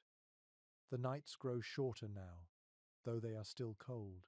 When you wake, the sky already carries a faint warmth, a streak of pink stretching above the peaks. You step outside and stand for a while in the doorway, watching the light creep over the snow. The world no longer feels like a cage of ice. It feels like something exhaling, slow and forgiving. The ground near the cabin is wet and soft, dotted with patches of dark soil. You kneel and press your hand to it. It is cold, but alive. You can feel the pulse of water beneath, running toward the river. You smile, a small, quiet thing. You survived. You begin to move through the morning with a sense of calm. The tasks are simple now. Checking what remains, packing what can travel, mending the few things that still matter. The traps will soon be stored for another season. The cabin will wait in silence until next year. Letters left by early trappers often spoke of this part of the year with both relief and sadness. They wrote that when the snow melted and the passes opened, the mountains felt emptier somehow. The struggle had been the company, the challenge, the only conversation. You understand that truth now. You walk down to the river one last time. The ice is gone, replaced by dark, swift water flashing under the morning sun. Birds flutter in the trees, and you hear the distant echo of a woodpecker somewhere on the far ridge. The sound is rhythmic, steady, like the earth's own heartbeat returning. You crouch at the edge of the river and watch the current sweep away pieces of broken ice. Each fragment spins and catches the light, vanishing downstream. The water smells clean, like new beginnings. You dip your hands into it, and the cold stings your skin, but you keep them there a moment longer. It feels like a baptism in endurance. One explorer wrote that leaving the mountains each spring was harder than surviving their winters. They had become home, in a way only hardship can make a place feel sacred. You think about that as you stand, the wind tugging gently at your coat. You look up at the peaks, now gleaming white against the wide sky. You will miss this silence, this measure of your own strength. Back at the cabin, you sit for a long time by the fire. The flames are smaller now, burning just enough to warm your hands. The walls around you are stained with smoke and lined with memories. Every mark tells a story: the notch on the door where the frost cracked the wood, the blackened stone where the soup once boiled too long, the faint scratch of your knife in the table's surface. Each one is proof that you were here, that you lived and endured. You take out your journal and write one final entry. The mountain has given me nothing easily. It has taken my comfort, my voice, my sleep, and in return it has given me a kind of peace I did not know existed. You close the book and rest your hand on it. The leather feels warm from your touch. Outside, the wind shifts, carrying the smell of pine and damp soil. You step into the clearing, the snow now broken into uneven patches. The trees sway gently, and somewhere far off, you hear the faint call of an elk. The world is waking, and you are part of its rhythm. A naturalist once said that survival changes a man's shape from the inside. It pares him down until only what is essential remains. You feel that truth in your bones. The mountain has carved you quietly, not with cruelty but with patience. You are lighter now, clearer, as if the cold itself has burned away all that was unnecessary. You look up at the sky once more, feeling the sun on your face. It is not warm yet, but it will be. The light spreads across the valley, touching every drift, every shadow, every scar of winter. It feels like forgiveness. You whisper into the air, a simple goodbye. The sound fades into the trees, caught by the wind, carried toward the distant plains. The mountain does not answer, but it listens. You can feel it. That night, you sleep deeply for the first time in months. The air that drifts through the cracks is cool but not cruel. The fire burns down to embers, steady and slow. Your breathing matches the rhythm of the world outside, calm and even. The next morning, you will leave this place, though part of you will remain in the quiet woods and frozen rivers. The mountain will keep your footprints for a little while, then let the new grass grow over them. The thaw continues. The streams gather strength, the rivers open their mouths, and the snow shrinks quietly into the soil. The world softens, and so do you. The long fight against the cold has ended, leaving behind a stillness that feels like gratitude.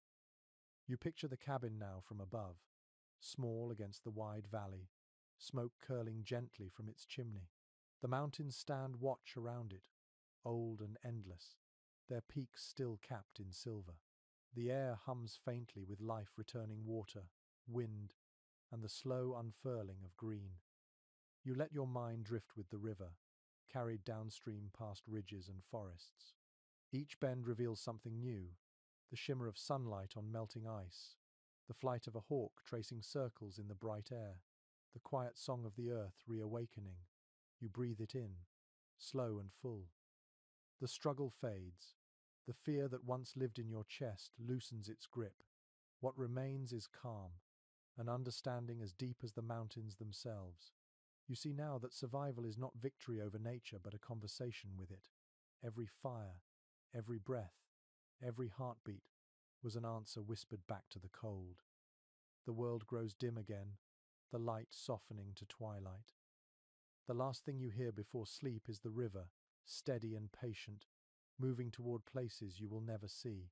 Its sound wraps around you like a lullaby, and the silence that follows is gentle, endless, and kind. Sleep well, traveler. The mountains are at rest, and so are you.